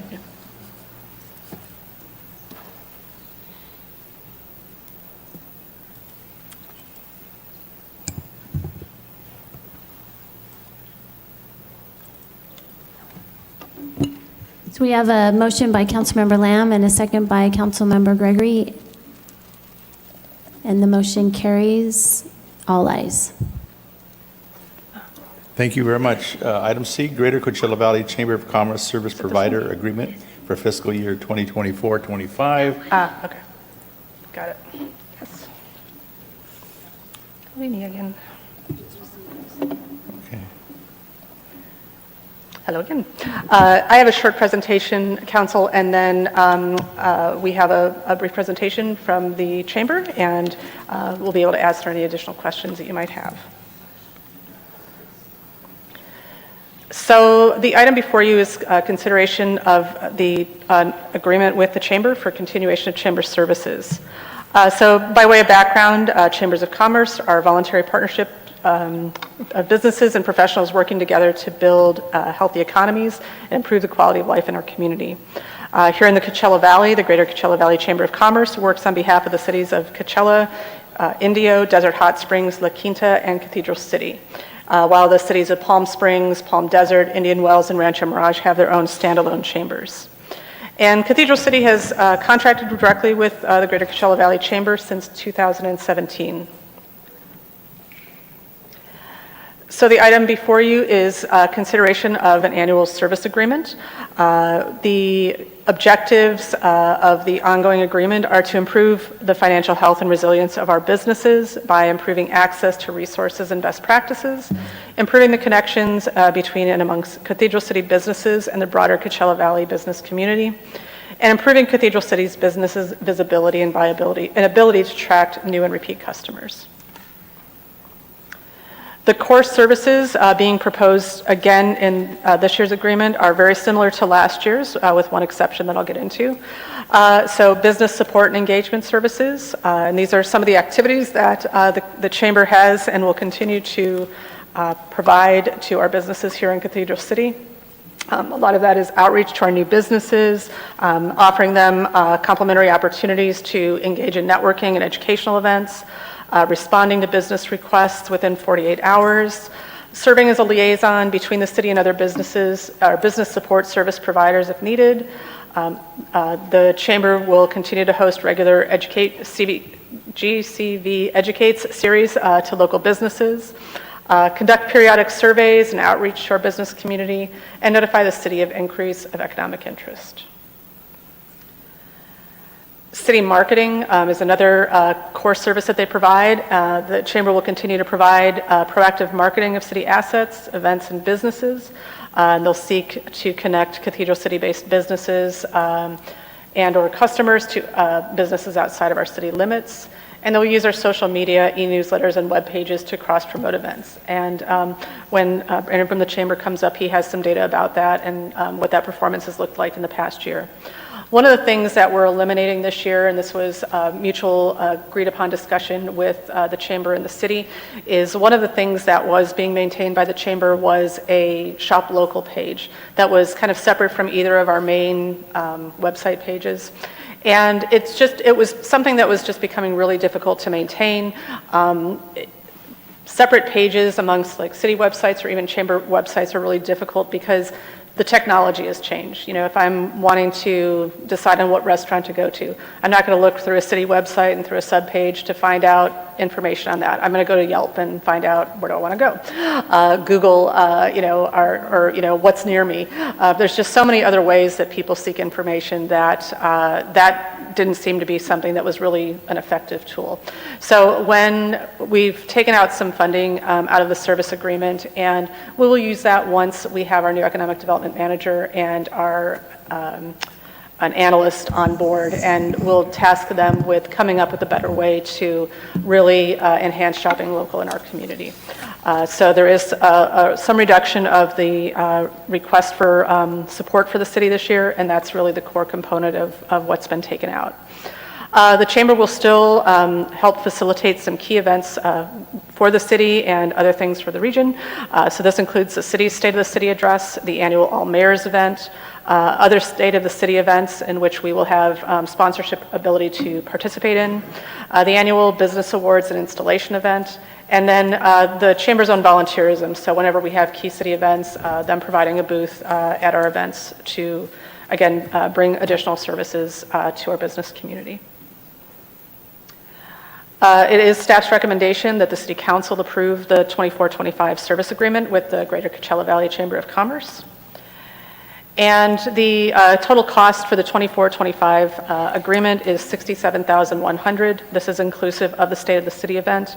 The budget amount for 24-25 was $73,436. And with the reductions, there will be a savings within the Economic Development Division budget of $6,336. Continuation with the Chamber addresses our goals of fiscal stability and sustainability and embracing an inclusive city, as well as the actions of promoting additional community events and celebrations and facilitating the attraction and promotion of community events that celebrate our diversity, build a cohesive community, and support local businesses. With that, that is my presentation. If the council would like to bring up the Chamber for their presentation, then we can entertain any questions that you have. Okay. All right. All right. So I am going to turn this over to Brandon Marley, who is our current president and CEO of the Coachella Valley Chamber.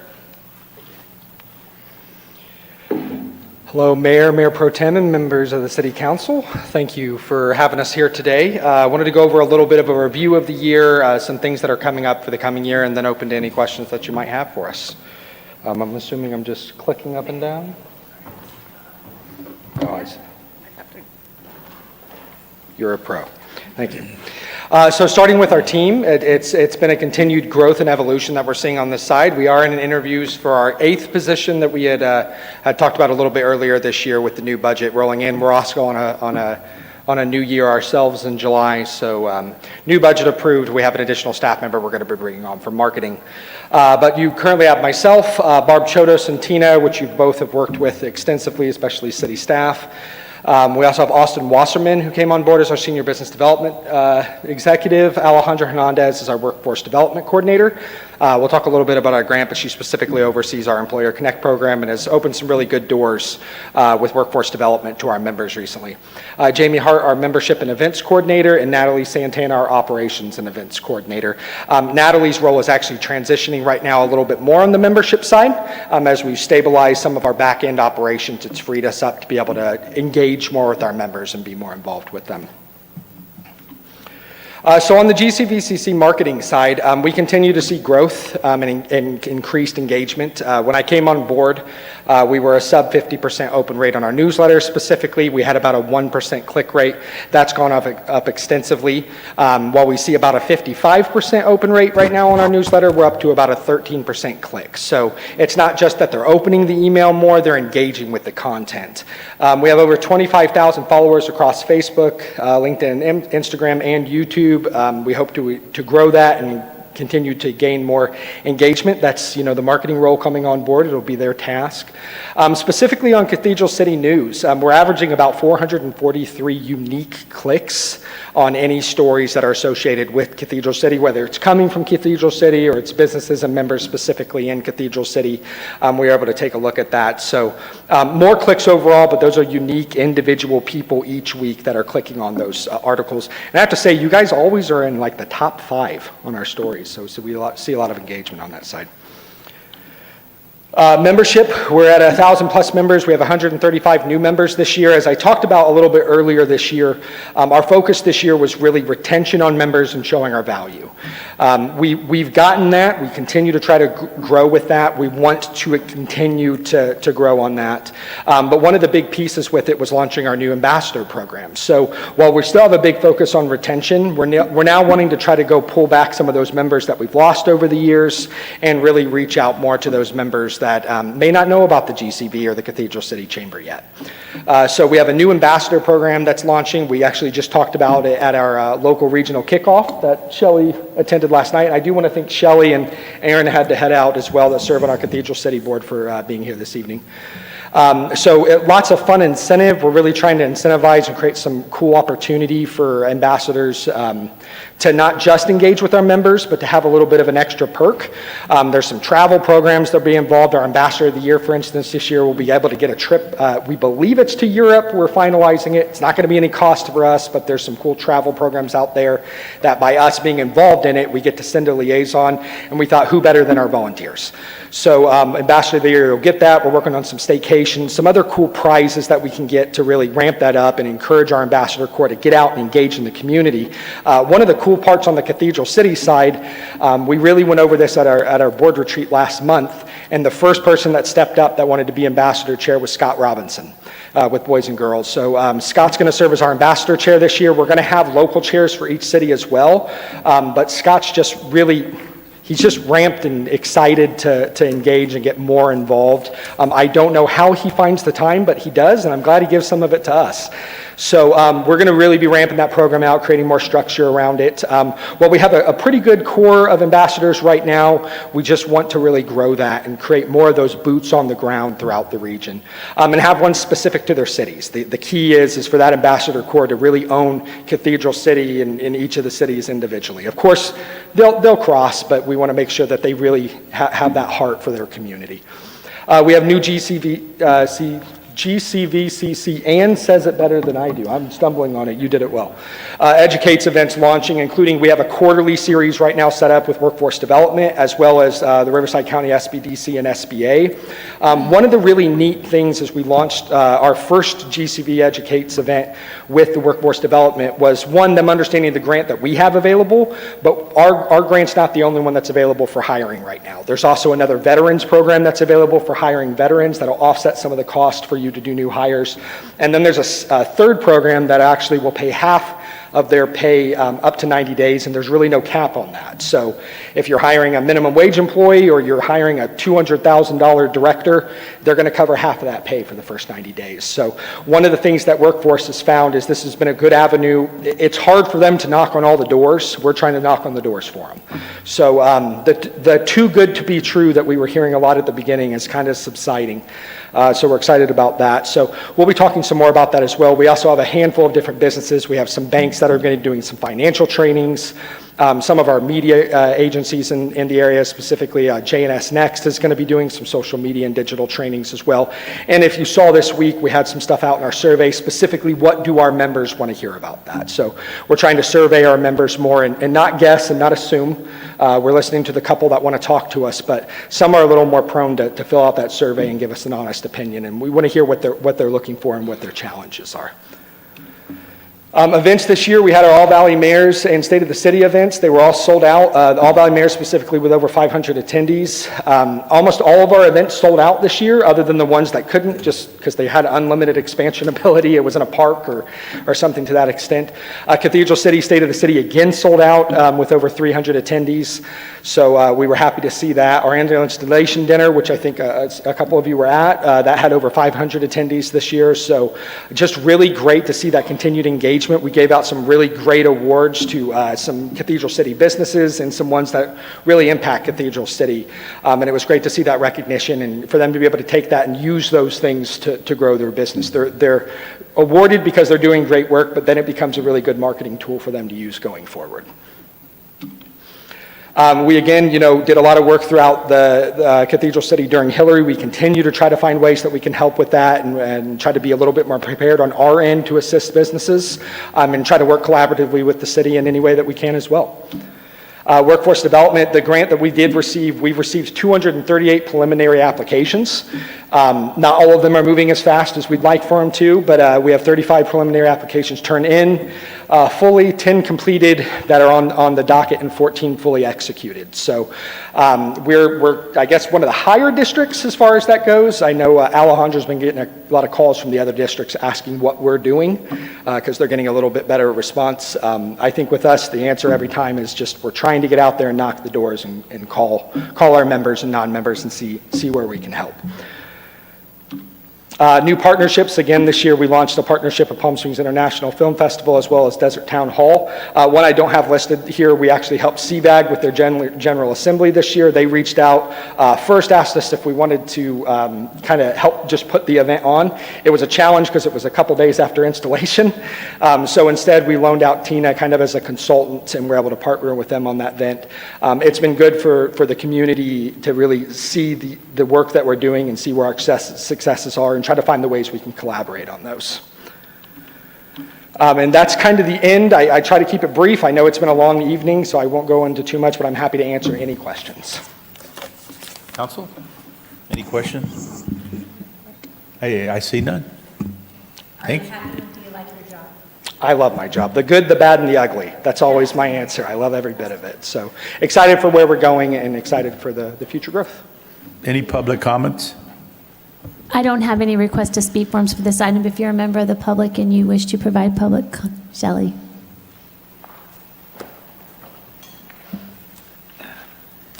Good evening again, Council. Shelley Kaplan, Cathedral City. As a representative on the Cathedral City Chamber Board, I just want to say we have a very active board. We actually met last night to start planning for our annual Cathedral City Mixer, Chamber Mixer.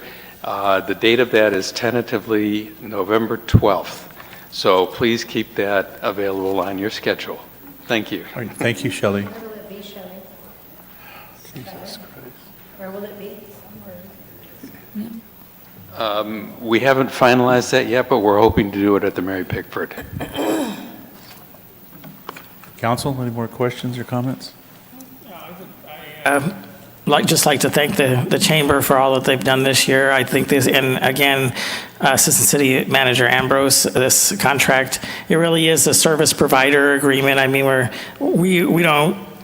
we're paying for certain things and supplementing. You really get your revenue from your businesses that you support and from other sources, and so to me it seems very reasonable, and I do sense increased activity with our local chamber. I think all of us realize that it's still in a growth period, and we are hoping to see more and more activity. But I know I'm satisfied that we're headed in the right direction. So thank you. And with that, I'll move approval. Thank you. We have a motion. Second.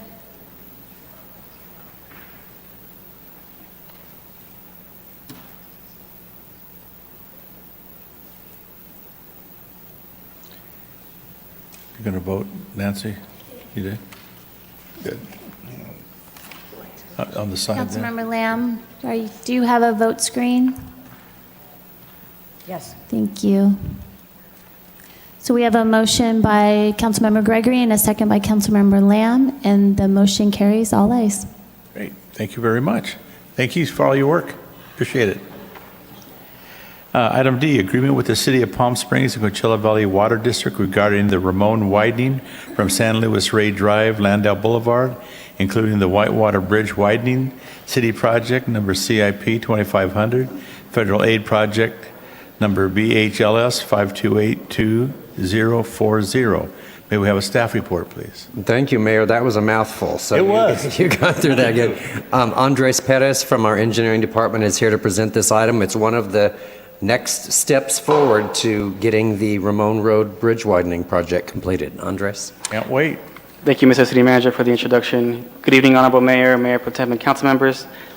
Pleasure to be here today to present to you the presentation for the agreement by and between the City of Palm Springs and Coachella Valley Water District regarding the Ramon Road Bridge widening project, including the Whitewater Bridge widening project. So, as mentioned in our title, this is located on Ramon Road. Ramon Road is a shared street between the City of Palm Springs and the City of Cathedral City, with the City of Palm Springs boundary to the south and the City of Cathedral City to the north. The bridge will be widened at the Whitewater Channel. Now, a brief summary of the Ramon Road Bridge widening project is the bridge will be widened to 6 lanes, 3 in each direction, and also including a multi-purpose trail walkway. Similar to our other bridge projects, there will also be channel improvements to protect the structural integrity of the bridge in the event of a storm or flood.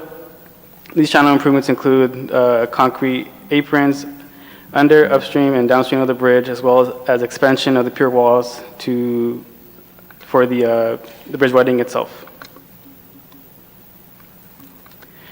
Now, again, similar to other bridge projects, these channel improvements will encroach into the CVWD stormwater facilities and property. Similar to our Cathedral Canyon and Day Palm Bridge projects, CVWD requires a formal agreement for any construction taking place within their jurisdiction.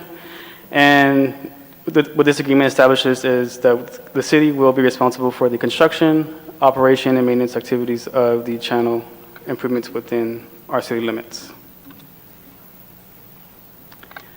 Now, the City Council of Palm Springs has also reviewed and approved their portion at a June 13th meeting for this CVWD agreement. And staff, along with the legal counsel, have also reviewed the proposed agreement and recommend the approval by council. Now, the approval of this agreement will have a minimal fiscal impact when the construction of the bridge is complete. The improvements are related to the bridge structure located within city limits and will be maintained by the city's Public Works Department. These maintenance responsibilities will be absorbed into the Public Works Department's day-to-day responsibilities, and associated costs will be included in future maintenance budgets. Now, this aligns with our 5-year strategic plan, Goal B, community investment. Thus, as detailed in your staff report, staff recommend for City Council to approve the agreement with the City of Palm Springs and the Coachella Valley Water District for the construction of the Ramon Road widening, San Luis Rey to Landau Boulevard, including the Whitewater Bridge widening, city project number 2500, and authorize the city manager to execute all necessary documents. And with that, this concludes my presentation. I'll hand it back to you, Honorable Mayor. At this particular time, I don't see any council members. Oh, you're waving your hand. Okay, Councilmember Gregory? Gutierrez. Thank you, Mayor. Just a quick question. Do you have an estimated time when the bridge widening will begin? Well, we are still with finalizing the right-of-way documents with Caltrans, and in my conversations today with the City of Palm Springs and their consultant, we do plan to get this out to bid sometime early next year. So we are in the final stages of the right-of-way certification with Caltrans. So work will not begin till probably 2025 or 2026? The goal is to have this project out to bid in the beginning of 2025 and construction later on. Nice. Okay, thank you. Mayor Pro Tem. Thank you so Go for much. it. So I'm going to beg you, I'm so sorry, but you're here and I can ask you. So all for this is great, it's going to be really beautiful. But it reminds me that it was forever ago that we approved the pieces that were to be in the medians to kind of slow down people crossing and making it less dangerous. We even picked out what they were going to look like. Do you remember You mean the that? fences in the middle? Yeah. Whatever happened to that? Yes, that's the pedestrian improvements at Candlewood. That's actually, the contractor, they started construction this week or mobilized this week for those improvements on. Starts this week. See my timing. There it is. It's so good. Thank you so much. Do we still have a piece of that fence left? It was around here. Maybe we could put it up there. Hello, John. Okay. He did great, though. He knew the answer. Any public comment? There's just staff here in the council chambers. I don't have any request you. to speak forms. Move approval. There we go. Oh, sorry.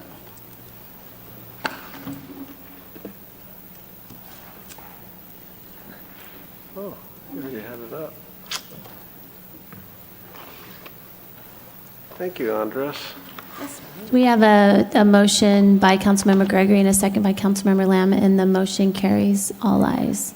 Wonderful, thank you. Approval of the license agreement with the Coachella Valley Association of Governments for the construction, maintenance, and operation portions of the CV Link facility on city-owned properties. Mr. Carilla, you have the This floor. is similar. I'm sorry. This is a similar one. It's just with us and CVAG for the CV Link, and this has to do with portions of it that are going to be on Cathedral City-owned property. John. Thank you. Thank you, Mr. City Manager, Honorable Mayor, Mayor Pro Tem, fellow council members. Let's go through this. So, license agreement, CVAG. CV Link, just for the public out there, reminder, our section, segment 6, has been languishing for a while, but all the right-of-way is secured. This is one of the last steps. You'll like the news I give you in a little bit. It's a transportation route and recreational pathway to provide safer and healthier alternative to driving. It is a transportation corridor. It is designated as such that. The lead agency is CVAG, Coachella Valley Association of Governments, and segment CV Link have been built. The first was in Cathedral City, next Palm Springs and Palm Desert. Future segments in Cathedral City, Palm Springs, La Quinta, Indio, Coachella, and Thermal are under construction. And I mean to say Cathedral City will be on construction after we get this done. They're going to issue the notice to proceed for our segment in the next 2 weeks. CV Link, as an overview, is going to connect Palm Springs down to Coachella with connectors to Thermal, and then future connectors to Desert Hot Springs. Represents about 42 miles worth of roadway or transportation corridor for alternative transportation. That's bicycle, pedestrian, and/or NEVs, which is like street-safe golf cars. The segments in Palm Springs and Cathedral City, you see here, you see our first segment in orange on the screen there. The blue are going to be under construction or are under construction. The Palm Springs portion's already started, and the green are future segments. And you can see the Palm Desert segments that have been built and the future segments in there too. And then lastly, you see the ones in Coachella Thermal. Those are segments under construction now. They've had no segments built up to this time. So the benefits of CV Link promote environmental health and wellness, and it provides economic benefits. It improves the air quality by relieving automobiles off the roadway, creates a great amenity to get out there and breathe some fresh air. It provides a safer avenue for activities, meaning you're segregated on CV Link from being in a roadway traffic or running in that same way. And it stimulates the economy because this is providing a lot of money from the construction side of it. It also stimulates the economy because it creates a regional destination that people come to and participate and utilize the facility. Come on. So the first segment of CV Link was built in Cathedral City. We're a leader in that. Between Vista Chino and Ramon, it was about 2.4 mile segment near the Whitewater River Channel or adjacent to the Whitewater River Channel. The next segment in Cathedral City will extend that, going under Andres's Ramon Road Bridge, along the west bank of the Whitewater River. It'll cross on the north side of the Whitewater River near Cathedral Canyon. We improved our bridge, the Ophelia Bringus Memorial Bridge, to have the CV Link corridor. Then it will continue on, and I'll show you a map, kind of paralleling Perez Road. That same map, you'll see the blue continuing from the orange, going all the way where it says the core of Cathedral City right there. So the reason for this is we have 2 city-owned parcels that are along the route, and in order for CVAG to exercise maintenance, construct the project, we have to give them a license agreement, basically allowing them to be there for perpetuity to operate CV Link. These are 2 vacant parcels. I'll show you where they are. So if you look at the purple representing the city parcels, city owns this portion of the channel and the bank. So that's basically right behind City Hall, behind Perez Road there. And then also, when you cross over Date Palm Drive, the city-owned parcel there behind Big Lots, we own that parcel too. So very small in this whole portion of CV Link, but still it's critical. The license agreement that follows this, and mind you, this license agreement is for those portions of the city, not the rest of CV Link and not other portions within the city that we don't have the license agreement. But it was the impetus to have discussions with CVAG, because we kind of held out on the license agreement to push them for making sure that they have long-term maintenance, not only of our city-owned property, but all the CV Link that's within the city and other cities. Replacement of damaged CV Link exclusive amenities. That kind of got honed down, because we said, if you want us to replace some, we can replace it, but we're not going to put that expensive, particular stuff in there. I said, you want a drinking fountain? We can put our drinking fountain in there, but you have a special drinking fountain. So that kind of, staff at CV Link realized that Tom Kirk was very much receptive to that whole concept, understanding that, and knows that these are the things that have to come about as a result of that. And then they're committing to pursue additional sponsorship, future funding for long-term operations and maintenance. I might add that the city will be responsible for graffiti removal. We do it best, we do it quickest. But CVAG asked for our RFP on graffiti removal and our graffiti removal contractor to start formulating their own, basically CV Link-wide RFP for that subject matter. And we'll be responsible as normal for light-duty maintenance. So there is a transition period. The things that we agreed to hard fast are on our small portions, but we're trying to get it extended along the whole breadth of CV Link within the city, and then encouraging the other cities to kind of glom onto that and, keep pushing CVAG to help with the maintenance, or do the maintenance, period. So with this, CVAG will bear all the costs of construction and the bulk of future maintenance, and like it said, we're proposing to cover costs of any graffiti removal and minor repairs and maintenance. This follows our 5-year strategic plan, community investment, being a transportation corridor. You can consider this another Cathedral City road. And so staff is requesting, as in your staff report, approval of the license agreement on the city properties identified, and authorize the city manager to execute the license agreement. That's the end of my presentation. Mr. Mayor, back to you. Thank you, John. Any questions from council?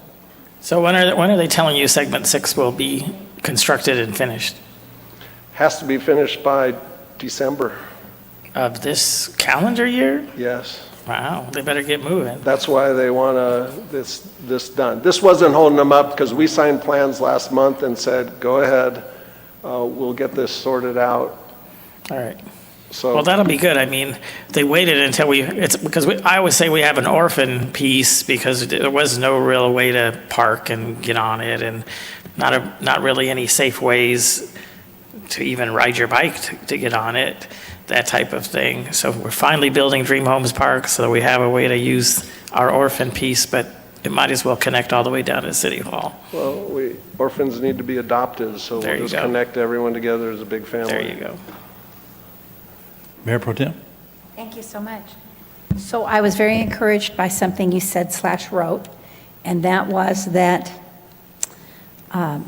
the new pieces really reveal, what is the word I'm looking for here? Reduce vehicle congestion. How many people do you know for sure, or, within a range, are using our segment on a daily basis? I do not have that number, but I can get that to you. Because in order for us to be relieving that, we kind of need to know what that be able to put them together. I would appreciate that very much. Thank you. Pardon me? Well, I didn't write that. I just read back what they said, that it relieved congestion. For it to have congestion. So I think that would refer to when it's finished, when it actually goes somewhere. Our current piece doesn't really go anywhere, so I would assume local people use it for recreational walking. That's just not what he said, so. I'm wondering if our traffic radar can be put on one of their posts out there and count people on the way, so we'll figure something out. I just thought please don't take any extra time to do it. I thought you made the statement, you'd know the answer. I'm good to go. How about Thank you, a few John. now and a lot later? Okay. Public comments? I don't see no one, so can I get a motion? Second. Thank you, John.